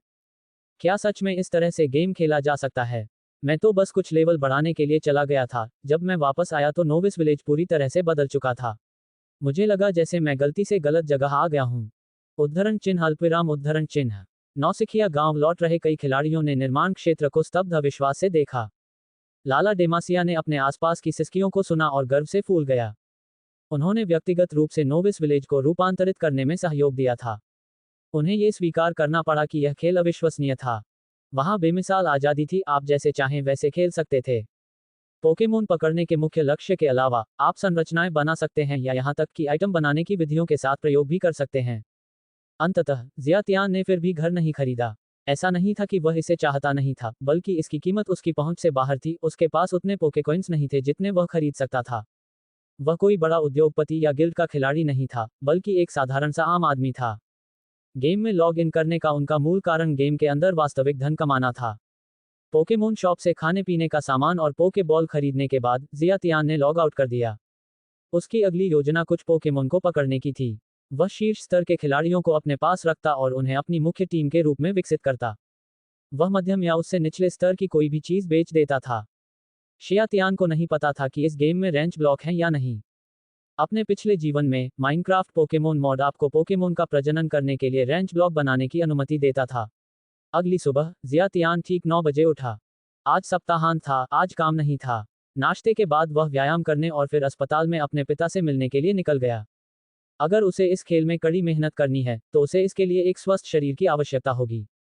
अपने पिछले जीवन में जियातियान थोड़ा अंतर्मुखी स्वभाव का था, लेकिन वह फिर भी कभी कभी व्यायाम करता था। सड़क पर चलते हुए जियातियान लगातार लोगों को एमसी पोकेमोन के बारे में बात करते हुए सुन रही थी। क्या तुमने कल खेला था? ये बहुत ही शानदार था, मेरा पहला पोकेमोन ईवे था, कितना प्यारा। एमसी पोकेमोन, मैंने लॉग इन नहीं किया, लेकिन ये हर जगह है। खबरों में बताया गया कि लॉन्च के दिन 1.2 अरब खिलाड़ी जुड़े। हाँ, मेरी किस्मत और भी खराब थी, मेरा स्टार्टर तो रेटेटाटा निकला। कई लड़कियां बातें करते हुए शियातियान के पास से गुजरीं। वह मन ही मन मुस्कुराए बिना नहीं रह सका। कसरत के बाद जियातियान अपने अपार्टमेंट में लौटा, नहाया, कपड़े बदले और अस्पताल के लिए रवाना हो गया। सबवे में वह एमसी पोकेमोन पोस्ट्स को स्क्रॉल कर रहा था। आधिकारिक वेबसाइट का कमेंट सेक्शन पूरी तरह से गुलजार था, लगभग हर थ्रेड सकारात्मक था, इक्का दुक्का शिकायतें ही सुनाई दे रही थीं। उन शिकायतों को जल्द ही दबा दिया गया और दफना दिया गया। ठीक उसी समय साइट ने एक नई घोषणा जारी की। एकदम नया संस्करण जिसे आपने पहले कभी नहीं खेला, जल्द आ रहा है। प्रिय ट्रेनर, 15 सितंबर 2021 को एक बड़ा अपडेट आ रहा है, जिसमें रैंक बैटल पेश किए जा रहे हैं। आइए साबित करें कि आप सबसे मजबूत पोकेमोन ट्रेनर हैं। अपडेट का समय 15 सितंबर 2021 को दोपहर के 3 बजे। सवर डाउनटाइम की आवश्यकता नहीं है। मुआवजा, असुविधा के लिए हम क्षमा चाहते हैं। बुद्धिमान मेनफ्रेम सभी खिलाड़ियों को पुरस्कार जारी करेगा। नई एट्रीब्यूटें: 1. रैंक वाली लड़ाइयां जोड़ी गईं। 2. खिलाड़ी स्तर और एचपी सिस्टम जोड़ी गई। 3. अधिक एनपीसी और क्वेस्ट सिस्टम लाइव हो जाते हैं। 4. व्यावसायिक सिस्टम शुरू की गई। भूभाग की बहाली: नौसिखिए गांव के आसपास गंभीर क्षति की कई शिकायतों के कारण बुद्धिमान मुख्य फ्रेम अब से हर हफ्ते भूभाग की बहाली करेगा। कृपया ध्यान दें। रैंक मोड, वाह, इसकी तो उम्मीद ही नहीं थी। शियातियान ने नोटिस को हैरानी से देखा। एक बार रैंकिंग जारी हो जाने के बाद प्रतियोगिता बेहद कठिन हो जाएगी। हर कोई उच्च क्षमता वाले, उच्च स्तर के पोकेमोन को पकड़ने के लिए होड़ करेगा। लेकिन यह नया एचपी और लेवल वाला उपकरण अभी तक पता नहीं कि यह वास्तव में क्या करता है। क्या खिलाड़ी सचमुच मरेंगे, जैसे किसी एमएमओ गेम में होता है? क्या मरने पर उनका सामान गिरेगा? मुझे इसे गेम में ही टेस्ट करना होगा। अब से अपने पोकेमोन का लेवल बढ़ाने के अलावा मुझे संसाधनों और वस्तुओं का भंडार भी जमा करना होगा। मौजूदा रुझान को देखते हुए मुझे भी अपना एक हिस्सा अपने कब्जे में लेना होगा। हालांकि अब तक पोकेमोन बॉस के प्रकट होने की दर बेहद कम है, किसी ने भी उन्हें देखने की सूचना नहीं दी है। जब शियातियान सोच में डूबी हुई थी, तभी मेट्रो स्टेशन की आगमन घंटी बज उठी। First People's Hospital. उतरने वाले यात्री कृपया अपना सामान इकट्ठा कर लें और ट्रेन और प्लेटफॉर्म के बीच की दूरी का ध्यान रखें। हम पहुंच रहे हैं। शियातियान स्टेशन से बाहर निकली, पास के एक स्टॉल से फल खरीदे और ऊपर की ओर चल दी। जब वह वार्ड में दाखिल हुआ तो उसके पिता बिस्तर पर आधे लेटे हुए थे। बेटा, तुम यहाँ हो। अपने बेटे को देखकर जिया लियांगशेंग का चेहरा खुशी से चमक उठा। पिताजी, आपकी रिकवरी कैसी चल रही है? कुछ गंभीर तो नहीं है ना? जियातियान ने पूछा। उनके पिता का चेहरा पीला पड़ गया था, लेकिन उनका मनोबल अच्छा था, बीमारी के सबसे बुरे दौर की तुलना में कहीं बेहतर। डॉक्टर का कहना है कि मैं अच्छी तरह से ठीक हो रहा हूँ, बस और निगरानी की जरूरत है, जिया लियांगशेंग ने मुस्कुराते हुए जवाब दिया। बेटे, इन दिनों तुम्हारे लिए बहुत मुश्किल समय रहा है। मेरी बीमारी ने पूरे परिवार को परेशान कर दिया है, उन्होंने कड़वाहट भरे चेहरे के साथ कहा। एक समय परिवार की आर्थिक स्टेटस बहुत अच्छी थी, लेकिन बीमारी ने उनका एक एक पैसा छीन लिया। अगर जियातियान सब कुछ संभाले न रखता तो उन्हें जीवित रहने के लिए भी संघर्ष करना पड़ता, उसकी छोटी बहन की पढ़ाई का खर्च उठाना तो दूर की बात है। पिताजी, चिंता मत कीजिए, मैंने अभी अभी बहुत सारा पैसा कमाया है, इससे सब कुछ कवर हो जाएगा। आप बस ठीक होने पर ध्यान दीजिए, जियातियान ने उन्हें आश्वस्त किया। शिया लियांगशेंग ने अपने बेटे को गौर से देखा, उसकी आंखों में शांत आत्मविश्वास देखा और आह भरी। ठीक है, फिर वैसे माँ कहाँ गई? जियातियान ने उलझन में पूछा। आमतौर पर इस समय जियातियान की माँ अस्पताल में उसके पिता की देखभाल कर रही होती थी। ओह, तुम्हारी बहन की आज अभिभावक शिक्षक बैठक है, इसलिए तुम्हारी माँ बैठक में गई हैं, जियातियान के पिता ने कहा। शियातियान ने सिर हिलाया और पिता पुत्र के बीच थोड़ी देर बातचीत होने के बाद शियातियान अपने अपार्टमेंट में लौट गया। अस्पताल से छुट्टी मिलने पर जियातियान ने अगले महीने के चिकित्सा खर्चों का भुगतान करने का अवसर लिया। अपार्टमेंट में वापस आकर जियातियान ने अपना गेमिंग हेलमेट पहना और गेम में प्रवेश किया। नंबर 857 बिगिनर विलेज पहुंचने पर जियातियान ने पाया कि वह जगह लोगों से खचाखच भरी हुई थी, खिलाड़ियों की संख्या और भी अधिक बढ़ गई थी। वहां हर जगह भारी भीड़ थी। क्या हो रहा है? इतने सारे खिलाड़ी क्यों हैं? जियातियान का चेहरा आश्चर्य से भरा हुआ था। नया सदस्य अपने कौशल को निखारने के लिए पार्टी की तलाश में है। क्या कोई बड़ा अधिकारी किसी नौसिखिए को अपने साथ ले जाने को तैयार है? क्या कोई बड़ा भाई मेरी छोटी बहन को गोद लेने को तैयार है? मैं तो अब नौसिखिया गांव के बाहर कोई पोकेमोन भी नहीं पकड़ पा रही हूँ। इन चीखों को सुनकर जियातियान को अचानक एहसास हुआ कि ये सभी खिलाड़ी अभी अभी खेल में शामिल हुए थे। उन्हें आशंका थी कि इस खेल में प्रतिस्पर्धा अब और भी तीव्र हो जाएगी। ये सोचते हुए जियातियान ने अपना सिर हिलाया और फिर नौसिखिए गांव के निकास द्वार की ओर चल पड़ा। चलते चलते जियातियान ने नए अपडेट के बारे में जानने के लिए गेम के विज्ञापन खोले। हाल ही में लॉन्च किए गए रैंकड मैच सिस्टम में कुल 8 रैंक हैं: junior, intermediate, advanced, superior, veteran, master, elite 4 level और अंत में चैंपियन। इनमें जूनियर से लेकर मास्टर रैंक तक को 5 उप विभागों में विभाजित किया गया है। पदोन्नति पाने के लिए लगातार 5 पोकेमोन लड़ाइयां जीतनी आवश्यक हैं। एलिट 4 लेवल के ट्रेनर स्कोरिंग के लिए उप विभाजनों का उपयोग नहीं करते हैं, बल्कि उन्हें 100 सितारों में विभाजित किया जाता है। एक लड़ाई जीतने पर 1 स्टार मिलता है और 100 सितारों वाली एलिट रैंक तक पहुंचने पर चैंपियन ट्रेनर का दर्जा प्राप्त होता है। कुल मिलाकर ये रैंकिंग तंत्र ऑनर ऑफ किंग्स नामक खेल की रैंकिंग सिस्टम के समान है, जिसे जियातियान ने अपने पिछले जीवन में खेला था। चैंपियन ट्रेनर रैंक हासिल करने के बाद कोई भी विश्व स्तरीय प्रतियोगिताओं में भाग लेकर ग्लोरी मास्टर के खिताब के लिए प्रतिस्पर्धा कर सकता है। ये विश्व स्तरीय प्रतियोगिता प्रतिवर्ष सितंबर में आयोजित की जाती है। उस समय दुनिया भर के चैंपियन स्तर के ट्रेनर एक साथ प्रतिस्पर्धा करेंगे। साथ ही रैंक वाले मैचों में भाग लेने के लिए मिलने वाले पुरस्कार बेहद उदार हैं। चैंपियन स्तर तक पहुंचने वाले ट्रेनर एक छद्म पौराणिक पोकेमोन और 10 मास्टर बॉल प्राप्त कर सकते हैं, जिनकी पकड़ने की दर 100% होती है। और जो खिलाड़ी अंततः ग्लोरी मास्टर बनता है, उसे एक लेजेंडरी पोकेमोन और $1 अरब का पुरस्कार मिल सकता है। आधिकारिक वेबसाइट पर हाल ही में जारी की गई घोषणा के अनुसार पोकेमोन की दुर्लभता को 4 प्रकारों में विभाजित किया गया है: सामान्य, असामान्य, दुर्लभ और पौराणिक। छद्म पौराणिक पोकेमोन को दुर्लभ पोकेमोन की क्लास में रखा गया है। ये जानकारी लगभग वैसी ही थी जैसी जियातियान को अपने पिछले जीवन से पता थी। और डिवाइन बीस्ट क्लास के सभी Pokemon tier 3, tier 2, tier 1 divine beast, super divine beast इत्यादि लेजेंडरी पोकेमोन के रूप में वर्गीकृत किए जाते हैं। जियातियान ने रैंक वाले मैचों के बारे में घोषणा की जांच पूरी करने के बाद रैंकिंग तंत्र के बारे में और भी अधिक आश्वस्त महसूस किया। एक बार यह व्यवस्था लागू हो जाने पर यह निश्चित रूप से अधिकांश खिलाड़ियों को उत्साहपूर्वक पंजीकरण करने के लिए आकर्षित करेगी। नए जोड़े गए खिलाड़ी स्तर और स्वास्थ्य अंक जियातियान की अपेक्षा के अनुरूप थे। अब खिलाड़ियों का स्तर वर्गीकरण भी किया गया है। पोकेमोन का स्तर खिलाड़ी के स्तर के बराबर होता है। यदि खिलाड़ी का स्तर पोकेमोन के स्तर से कम है, तो पोकेमोन अनुभव अंक प्राप्त करने में असमर्थ होगा और उसका मित्रता स्तर तदनुसार कम हो जाएगा। इसके अलावा अब खिलाड़ी पोकेमोन या अन्य खिलाड़ियों से नुकसान झेल सकते हैं। यदि किसी खिलाड़ी का स्वास्थ्य समाप्त हो जाता है, तो वे स्तर खो देंगे और उनके उपकरण भी गिर जाएंगे। इसलिए यदि कोई सावधान नहीं रहता है, तो खिलाड़ी की मृत्यु होने पर बड़ी मेहनत से एकत्रित किए गए सभी संसाधन व्यर्थ हो सकते हैं। ये सोचते हुए जियातियान बड़बड़ाया, ये गेम वाकई लोगों को चैन नहीं लेने देता। अगर कोई आपके किल्स या रिसोर्स चुरा ले, तो क्या आप बेवजह मरने का इंतजार नहीं कर रहे होंगे? जब जियातियान नौसिखिए गांव से बाहर निकला, तो उसने पाया कि गांव के बाहर की पहले से खोदी गई घास पूरी तरह से अपनी मूल स्टेटस में वापस आ गई थी। हालांकि उस पुनर्निर्मित मैदान पर अभी भी कुछ खिलाड़ी मौजूद थे, जो तेजी से गड्ढे खोद रहे थे। जियातियान के चेहरे पर एक अजीब भाव था। उसे यह स्वीकार करना पड़ा कि खेल के लिए सप्ताह में एक बार मैदान को बहाल करना एक बुद्धिमानी भरा कदम था।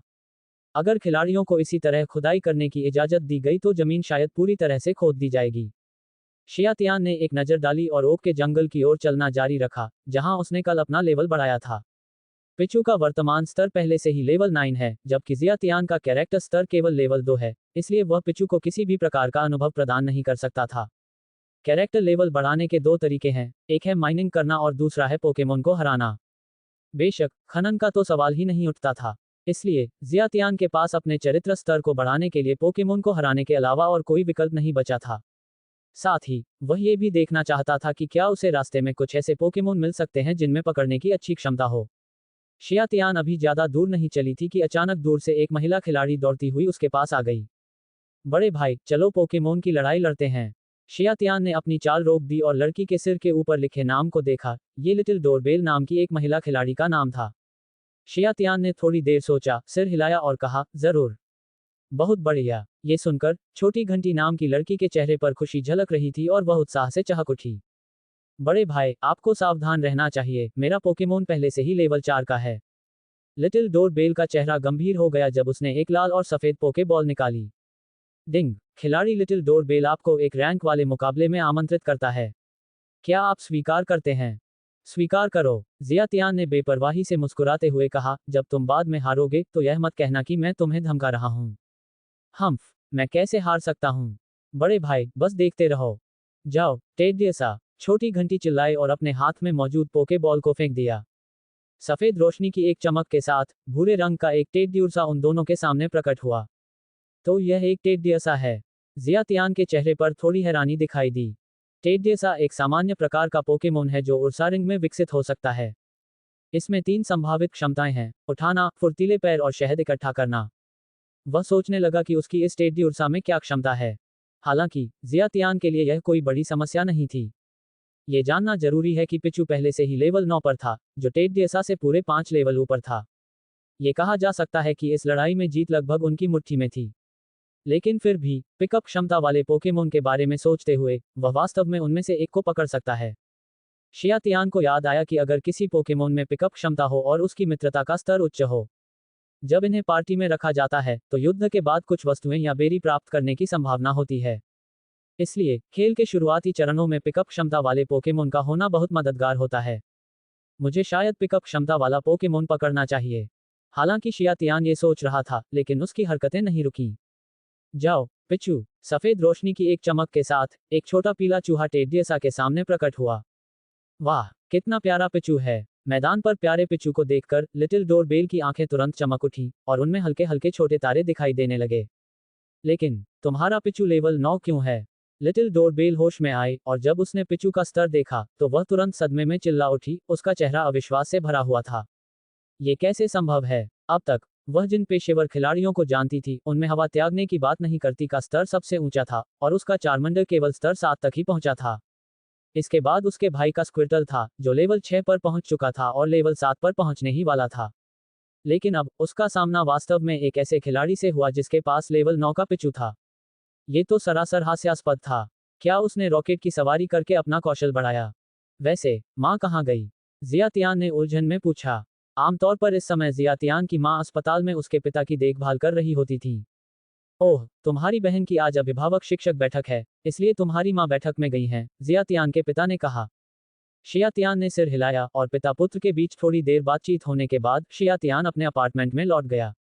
अस्पताल से छुट्टी मिलने पर जियातियान ने अगले महीने के चिकित्सा खर्चों का भुगतान करने का अवसर लिया। अपार्टमेंट में वापस आकर जियातियान ने अपना गेमिंग हेलमेट पहना और गेम में प्रवेश किया। नंबर 857 बिगिनर विलेज पहुंचने पर जियातियान ने पाया कि वह जगह लोगों से खचाखच भरी हुई थी। खिलाड़ियों की संख्या और भी अधिक बढ़ गई थी। वहां हर जगह भारी भीड़ थी। क्या हो रहा है? इतने सारे खिलाड़ी क्यों हैं? जियातियान का चेहरा आश्चर्य से भरा हुआ था। नया सदस्य अपने कौशल को निखारने के लिए पार्टी की तलाश में है। क्या कोई बड़ा अधिकारी किसी नौसिखिए को अपने साथ ले जाने को तैयार है? क्या कोई बड़ा भाई मेरी छोटी बहन को गोद लेने को तैयार है? मैं तो अब नौसिखिया गांव के बाहर कोई पोकेमोन भी नहीं पकड़ पा रही हूँ। इन चीखों को सुनकर जियातियान को अचानक एहसास हुआ कि ये सभी खिलाड़ी अभी अभी खेल में शामिल हुए थे। उन्हें आशंका थी कि इस खेल में प्रतिस्पर्धा अब और भी तीव्र हो जाएगी। ये सोचते हुए जियातियान ने अपना सिर हिलाया और फिर नौसिखिए गांव के निकास द्वार की ओर चल पड़ा। चलते चलते जियातियान ने नए अपडेट के बारे में जानने के लिए गेम के विज्ञापन खोले। हाल ही में लॉन्च किए गए रैंकड मैच सिस्टम में कुल 8 रैंक हैं: junior, intermediate, advanced, superior, veteran, master, elite 4 level और अंत में चैंपियन। इनमें जूनियर से लेकर मास्टर रैंक तक को 5 उप विभागों में विभाजित किया गया है। पदोन्नति पाने के लिए लगातार 5 पोकेमोन लड़ाइयां जीतनी आवश्यक हैं। एलिट 4 लेवल के ट्रेनर स्कोरिंग के लिए उप विभाजनों का उपयोग नहीं करते हैं, बल्कि उन्हें 100 सितारों में विभाजित किया जाता है। एक लड़ाई जीतने पर 1 स्टार मिलता है और 100 सितारों वाली एलिट रैंक तक पहुंचने पर चैंपियन ट्रेनर का दर्जा प्राप्त होता है। कुल मिलाकर ये रैंकिंग तंत्र ऑनर ऑफ किंग्स नामक खेल की रैंकिंग सिस्टम के समान है, जिसे जियातियान ने अपने पिछले जीवन में खेला था। चैंपियन ट्रेनर रैंक हासिल करने के बाद कोई भी विश्व स्तरीय प्रतियोगिताओं में भाग लेकर ग्लोरी मास्टर के खिताब के लिए प्रतिस्पर्धा कर सकता है। ये विश्व स्तरीय प्रतियोगिता प्रतिवर्ष सितंबर में आयोजित की जाती है। उस समय दुनिया भर के चैंपियन स्तर के ट्रेनर एक साथ प्रतिस्पर्धा करेंगे। साथ ही रैंक वाले मैचों में भाग लेने के लिए मिलने वाले पुरस्कार बेहद उदार हैं। चैंपियन स्तर तक पहुंचने वाले ट्रेनर एक छद्म पौराणिक पोकेमोन और 10 मास्टर बॉल प्राप्त कर सकते हैं, जिनकी पकड़ने की दर 100% होती है। और जो खिलाड़ी अंततः ग्लोरी मास्टर बनता है, उसे एक लेजेंडरी पोकेमोन और $1 अरब का पुरस्कार मिल सकता है। आधिकारिक वेबसाइट पर हाल ही में जारी की गई घोषणा के अनुसार पोकेमोन की दुर्लभता को 4 प्रकारों में विभाजित किया गया है: सामान्य, असामान्य, दुर्लभ और पौराणिक। छद्म पौराणिक पोकेमोन को दुर्लभ पोकेमोन की क्लास में रखा गया है। ये जानकारी लगभग वैसी ही थी जैसी जियातियान को अपने पिछले जीवन से पता थी। और डिवाइन बीस्ट क्लास के सभी Pokemon tier 3, tier 2, tier 1 divine beast, super divine beast इत्यादि लेजेंडरी पोकेमोन के रूप में वर्गीकृत किए जाते हैं। शियातियान ने रैंक वाले मैचों के बारे में घोषणा की जांच पूरी करने के बाद रैंकिंग तंत्र के बारे में और भी अधिक आश्वस्त महसूस किया। एक बार यह व्यवस्था लागू हो जाने पर यह निश्चित रूप से अधिकांश खिलाड़ियों को उत्साहपूर्वक पंजीकरण करने के लिए आकर्षित करेगी। नए जोड़े गए खिलाड़ी स्तर और स्वास्थ्य अंक जियातियान की अपेक्षा के अनुरूप थे। अब खिलाड़ियों का स्तर वर्गीकरण भी किया गया है। पोकेमोन का स्तर खिलाड़ी के स्तर के बराबर होता है। यदि खिलाड़ी का स्तर पोकेमोन के स्तर से कम है तो पोकेमोन अनुभव अंक प्राप्त करने में असमर्थ होगा और उसका मित्रता स्तर तदनुसार कम हो जाएगा। इसके अलावा अब खिलाड़ी पोकेमोन या अन्य खिलाड़ियों से नुकसान झेल सकते हैं। यदि किसी खिलाड़ी का स्वास्थ्य समाप्त हो जाता है तो वे स्तर खो देंगे और उनके उपकरण भी गिर जाएंगे। इसलिए यदि कोई सावधान नहीं रहता है तो खिलाड़ी की मृत्यु होने पर बड़ी मेहनत से एकत्रित किए गए सभी संसाधन व्यर्थ हो सकते हैं। ये सोचते हुए जियातियान बड़बड़ाया, ये गेम वाकई लोगों को चैन नहीं लेने देता। अगर कोई आपके किल्स या रिसोर्स चुरा ले तो क्या आप बेवजह मरने का इंतजार नहीं कर रहे होंगे? जब जियातियान नौसिखिए गांव से बाहर निकला तो उसने पाया कि गांव के बाहर की पहले से खोदी गई घास पूरी तरह से अपनी मूल स्टेटस में वापस आ गई थी। हालांकि उस पुनर्निर्मित मैदान पर अभी भी कुछ खिलाड़ी मौजूद थे जो तेजी से गड्ढे खोद रहे थे। शियातियान के चेहरे पर एक अजीब भाव था। उसे यह स्वीकार करना पड़ा कि खेल के लिए सप्ताह में एक बार मैदान को बहाल करना एक बुद्धिमानी भरा कदम था। अगर खिलाड़ियों को इसी तरह खुदाई करने की इजाजत दी गई तो जमीन शायद पूरी तरह से खोद दी जाएगी। शियातियान ने एक नज़र डाली और ओक के जंगल की ओर चलना जारी रखा, जहां उसने कल अपना लेवल बढ़ाया था। पिचू का वर्तमान स्तर पहले से ही लेवल 9 है, जबकि जियातियान का कैरेक्टर स्तर केवल लेवल 2 है, इसलिए वह पिचू को किसी भी प्रकार का अनुभव प्रदान नहीं कर सकता था। कैरेक्टर लेवल बढ़ाने के दो तरीके हैं, एक है माइनिंग करना और दूसरा है पोकेमोन को हराना। बेशक खनन का तो सवाल ही नहीं उठता था। इसलिए जियातियान के पास अपने चरित्र स्तर को बढ़ाने के लिए पोकेमोन को हराने के अलावा और कोई विकल्प नहीं बचा था। साथ ही वह ये भी देखना चाहता था कि क्या उसे रास्ते में कुछ ऐसे पोकेमोन मिल सकते हैं जिनमें पकड़ने की अच्छी क्षमता हो। शियातियान अभी ज्यादा दूर नहीं चली थी कि अचानक दूर से एक महिला खिलाड़ी दौड़ती हुई उसके पास आ गई। बड़े भाई, चलो पोकेमोन की लड़ाई लड़ते हैं। शियातियान ने अपनी चाल रोक दी और लड़की के सिर के ऊपर लिखे नाम को देखा। ये लिटिल डोरबेल नाम की एक महिला खिलाड़ी का नाम था। शियातियान ने थोड़ी देर सोचा, सिर हिलाया और कहा, जरूर। बहुत बढ़िया। ये सुनकर छोटी घंटी नाम की लड़की के चेहरे पर खुशी झलक रही थी और वह उत्साह से चहक उठी। बड़े भाई, आपको सावधान रहना चाहिए, मेरा पोकेमोन पहले से ही लेवल 4 का है। लिटिल डोरबेल का चेहरा गंभीर हो गया जब उसने एक लाल और सफेद पोके बॉल निकाली। डिंग, खिलाड़ी लिटिल डोरबेल आपको एक रैंक वाले मुकाबले में आमंत्रित करता है। क्या आप स्वीकार करते हैं? स्वीकार करो, जियातियान ने बेपरवाही से मुस्कुराते हुए कहा, जब तुम बाद में हारोगे तो यह मत कहना कि मैं तुम्हें धमका रहा हूं। हम्फ, मैं कैसे हार सकता हूं? बड़े भाई, बस देखते रहो। जाओ, टेडियसा। छोटी घंटी चिल्लाई और अपने हाथ में मौजूद पोके बॉल को फेंक दिया। सफेद रोशनी की एक चमक के साथ भूरे रंग का एक टेडियसा उन दोनों के सामने प्रकट हुआ। तो यह एक टेडियसा है। जियातियान के चेहरे पर थोड़ी हैरानी दिखाई दी। टेडियसा एक सामान्य प्रकार का पोकेमोन है जो उर्सारिंग में विकसित हो सकता है। इसमें 3 संभावित क्षमताएं हैं, उठाना, फुर्तीले पैर और शहद इकट्ठा करना। वह सोचने लगा कि उसकी इस टेडियसा में क्या क्षमता है। हालांकि जियातियान के लिए यह कोई बड़ी समस्या नहीं थी। ये जानना जरूरी है कि पिचू पहले से ही लेवल 9 पर था, जो टेडियसा से पूरे 5 लेवल ऊपर था। ये कहा जा सकता है कि इस लड़ाई में जीत लगभग उनकी मुट्ठी में थी। लेकिन फिर भी पिकअप क्षमता वाले पोकेमोन के बारे में सोचते हुए वह वास्तव में उनमें से एक को पकड़ सकता है। शियातियान को याद आया कि अगर किसी पोकेमोन में पिकअप क्षमता हो और उसकी मित्रता का स्तर उच्च हो, जब इन्हें पार्टी में रखा जाता है तो युद्ध के बाद कुछ वस्तुएं या बेरी प्राप्त करने की संभावना होती है। इसलिए खेल के शुरुआती चरणों में पिकअप क्षमता वाले पोकेमोन का होना बहुत मददगार होता है।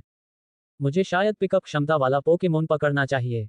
हालांकि शियातियान ये सोच रहा था, लेकिन उसकी हरकतें नहीं रुकीं। जाओ, पिचू। सफेद रोशनी की एक चमक के साथ एक छोटा पीला चूहा टेडियसा के सामने प्रकट हुआ। वाह, कितना प्यारा पिचू है। मैदान पर प्यारे पिचू को देखकर लिटिल डोरबेल की आंखें तुरंत चमक उठी और उनमें हल्के हल्के छोटे तारे दिखाई देने लगे। लेकिन तुम्हारा पिचू लेवल 9 क्यों है? लिटिल डोरबेल होश में आए और जब उसने पिचू का स्तर देखा तो वह तुरंत सदमे में चिल्ला उठी। उसका चेहरा अविश्वास से भरा हुआ था। ये कैसे संभव है? अब तक वह जिन पेशेवर खिलाड़ियों को जानती थी उनमें हवा त्यागने की बात नहीं करती का स्तर सबसे ऊंचा था और उसका चारमंडल केवल स्तर 7 तक ही पहुंचा था। इसके बाद उसके भाई का स्क्विर्टल था जो लेवल 6 पर पहुंच चुका था और लेवल 7 पर पहुंचने ही वाला था। लेकिन अब उसका सामना वास्तव में एक ऐसे खिलाड़ी से हुआ जिसके पास लेवल 9 का पिचू था। ये तो सरासर हास्यास्पद था। क्या उसने रॉकेट की सवारी करके अपना कौशल बढ़ाया? लिटिल डोर बेल के सवाल का जवाब देते हुए जियातियान ने बस मुस्कुराते हुए कहा, बस ऐसे ही लेवल अप कर रहे हो? क्या हम अभी भी लड़ रहे हैं?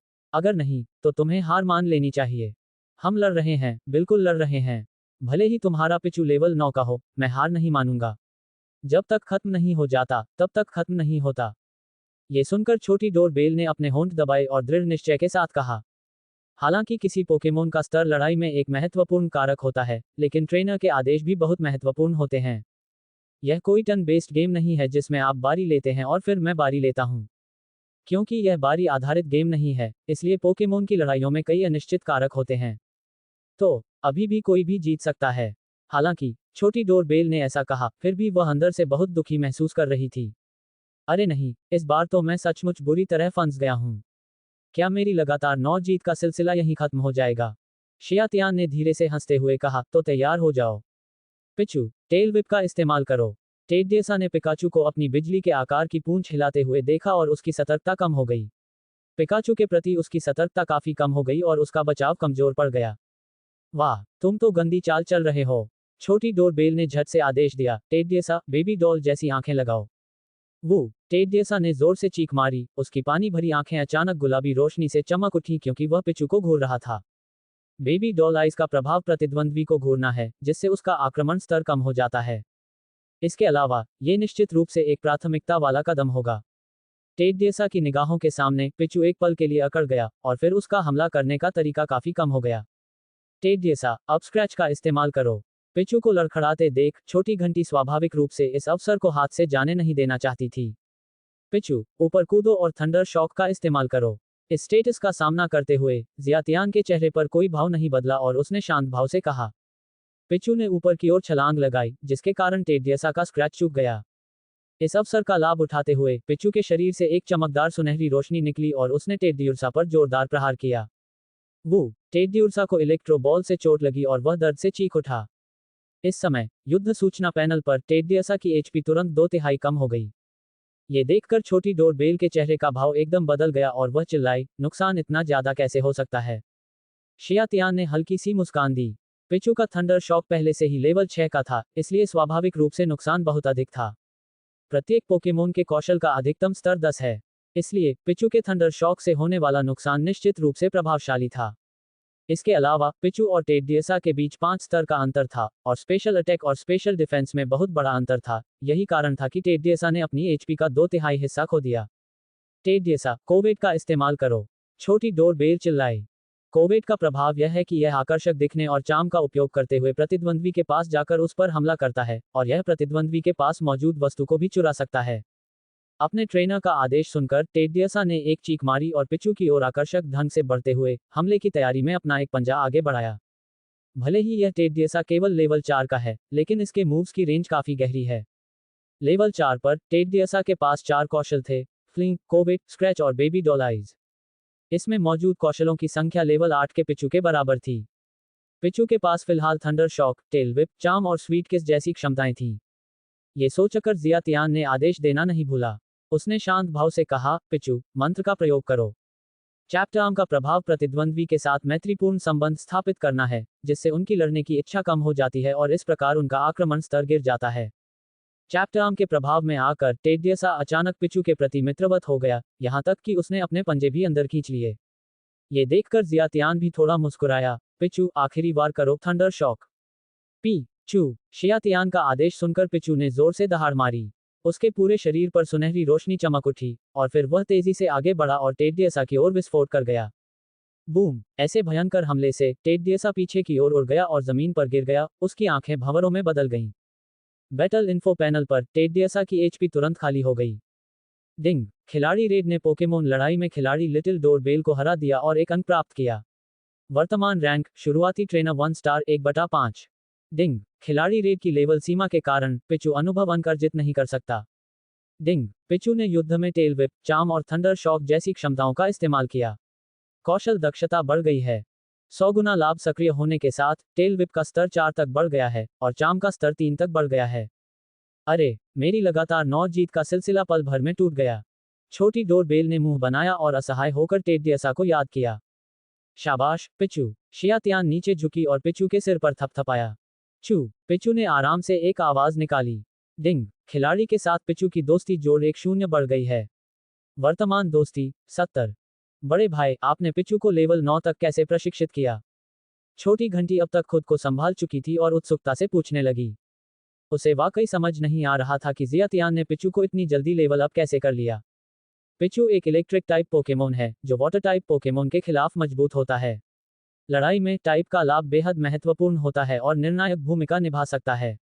मेरे पिचू का लेवल इतनी तेजी से बढ़ने का कारण यह है कि मैं पानी के प्रकार के पोकेमोन से लड़ रहा हूँ। शियातियान स्वाभाविक रूप से उसे यह नहीं बताएगा कि उसके पास 100 गुना लाभ सिस्टम है, और एक पोकेमोन को हराने से उसे जो अनुभव प्राप्त हुआ वह दूसरों को 10 पोकेमोन को हराने से मिलने वाले अनुभव से कहीं अधिक था। मैं समझ गई। बड़े भाई, आप जरूर बीटा टेस्टर होंगे। छोटी डोरबेल ने बात समझकर सिर हिलाया। उसे याद आया कि उसके भाई ने इस बारे में बताया था। पोकेमोन के प्रकारों में कुछ फायदे होते हैं, और उसका भाई बीटा टेस्टर था, इसलिए उसे इन चीजों की जानकारी थी। इसलिए उसने अनुमान लगाया कि जियातियान भी एक बीटा टेस्टर होगा। शियातियान ने बस हल्की सी मुस्कान दी और सवाल का जवाब नहीं दिया। हालांकि लिटिल डोरबेल ने उस मुस्कान को जियातियान की इस बात की स्वीकारोक्ति मान लिया कि वह एक बीटा टेस्टर था। अगर और कोई चारा नहीं है तो मैं अब जा रहा हूं, जियातियान ने कहा। बड़े भाई, चलो हम एक दूसरे को दोस्त बना लेते हैं, छोटी डोरबेल ने झट से कहा। जरूर। जियातियान एक पल के लिए हिचकिचाई, लेकिन फिर उसने सिर हिलाया। एक दूसरे से जुड़ने के बाद जियातियान ओक के जंगल की ओर चलने लगी। लिटिल डोरबेल ने अपनी फ्रेंड लिस्ट में जोड़े गए नाम रेड को देखा और उसके मन में जिज्ञासा की लहर दौड़ गई। इसलिए उसने अपनी मित्र सूची में अपने भाई का नाम ढूंढा और उसे एक संदेश भेजा। भाई, क्या आपने रेड नाम के खिलाड़ी के बारे में सुना है? उसका पोकेमोन वास्तव में लेवल 9 का है, जो कि भाई तियान क्यूई के लेवल से भी ज्यादा है। नंबर 457 बिगिनर विलेज के बाहर एक रेगिस्तान में। स्क्विर्टल, इसे आखिरी झटका दो, वाटर गन। एक खिलाड़ी जिसका नाम डेसोलेट सेलेस्टियल एम्परर है नाम के एक खिलाड़ी ने चिल्लाया। ट्रेनर का आदेश सुनकर स्क्विर्टल का मुंह फूल गया और पानी की एक तेज धार निकली, जो जियोड्यूब से जोर से टकराई। उसके सामने मौजूद जियोड्यूब दर्द से चीख उठा, और बैटल इन्फो पैनल पर उसकी हेल्थ तुरंत खत्म हो गई। फिर ये सफेद रोशनी की एक किरण में बदल गया और गायब हो गया। डिंग। ये बहुत प्रभावी है। जियोड्यूब गिर गया। स्क्विर्टल को बधाई। को 500 अनुभव अंक प्राप्त करने के लिए बधाई। डिंग। स्क्विर्टल लेवल बढ़कर 7 हो गया है, और उसकी कुल युद्ध शक्ति बढ़कर 50 हो गई है। डिंग। स्क्विर्टल ने टैकल कौशल, वाटर गन कौशल और विथ्रो कौशल का इस्तेमाल किया। कौशल का उपयोग किया, इसकी दक्षता बढ़ गई है। स्क्विर्टल, शाबाश। वीरान आकाशीय सम्राट ने देखा कि स्क्विर्टल का स्तर आखिरकार 7वें स्तर पर पहुंच गया है, और उसके चेहरे पर एक मुस्कान आ गई। स्क्विर्टल, स्क्विर्टल, स्क्विर्टल खुशी से चिल्लाया। तियान की, चलो पोकेमोन खेलते हैं, लड़ाई लड़ते हैं। मेरा स्क्विर्टल भी लेवल 7 पर पहुंच गया है। इस बार मैं तुम्हें जरूर हरा दूंगा। इसी क्षण वीरान आकाशीय सम्राट ने अपनी निगाहें पास ही खड़े एक खिलाड़ी पर डाली, जिसने लाल रंग का सूट पहना हुआ था और जिसका नाम शिली ढलान का तलवार देवता था। शिली ढलान के तलवार देवता ने अभी अभी एक सैंडशरू को हराया था। वीरान आकाशीय सम्राट ने ये सुनकर की बातें। इसे भूल जाओ, मेरा ट्रिको घास प्रकार का पोकेमोन है और तुम्हारा स्क्विर्टल पानी प्रकार का पोकेमोन है। घास प्रकार के पोकेमोन पानी प्रकार के पोकेमोन का मुकाबला करते हैं। भले ही आपका स्क्विर्टल मेरे ट्रिको के बराबर स्तर का हो, तुम मेरा मुकाबला नहीं कर सकते। ये कहने के बाद उसने वीरान स्वर्गीय सम्राट की अनदेखी कर दी को अनदेखा किया और पास के समुद्र तट की ओर चल दिया। नम 457 बिगिनर विलेज 3 प्रकार के भूभाग के जंक्शन पर स्थित था। इसके उत्तर पूर्व में रेगिस्तान था, दक्षिण पूर्व में समुद्र था, और पश्चिम में अलॉय जॉय घास का विशाल मैदान फैला हुआ था। रेगिस्तानी क्षेत्र में मुख्य रूप से ग्राउंड टाइप, रॉक टाइप और फायर टाइप पोकेमोन पाए जाते हैं। इनमें सबसे आम थे जियोड्यूड, गोलेम और सैंडश्रेव। अगर वह अपने दोस्त के साथ लेवल बढ़ाने के लिए नहीं गया होता, तो शिली स्लोप का तलवार देवता बहुत पहले ही समुद्र तट पर ट्रेनिंग लेने चला गया होता। उसके ग्रास टाइप स्टार्टर पोकेमोन को ग्राउंड टाइप और रॉक टाइप पोकेमोन से लड़ने में ज्यादा मेहनत नहीं करनी पड़ी। बस दिक्कत ये थी कि जिन पोकेमोन से उसका सामना हुआ वे बहुत कम लेवल के थे। ये कैसे मुमकिन है?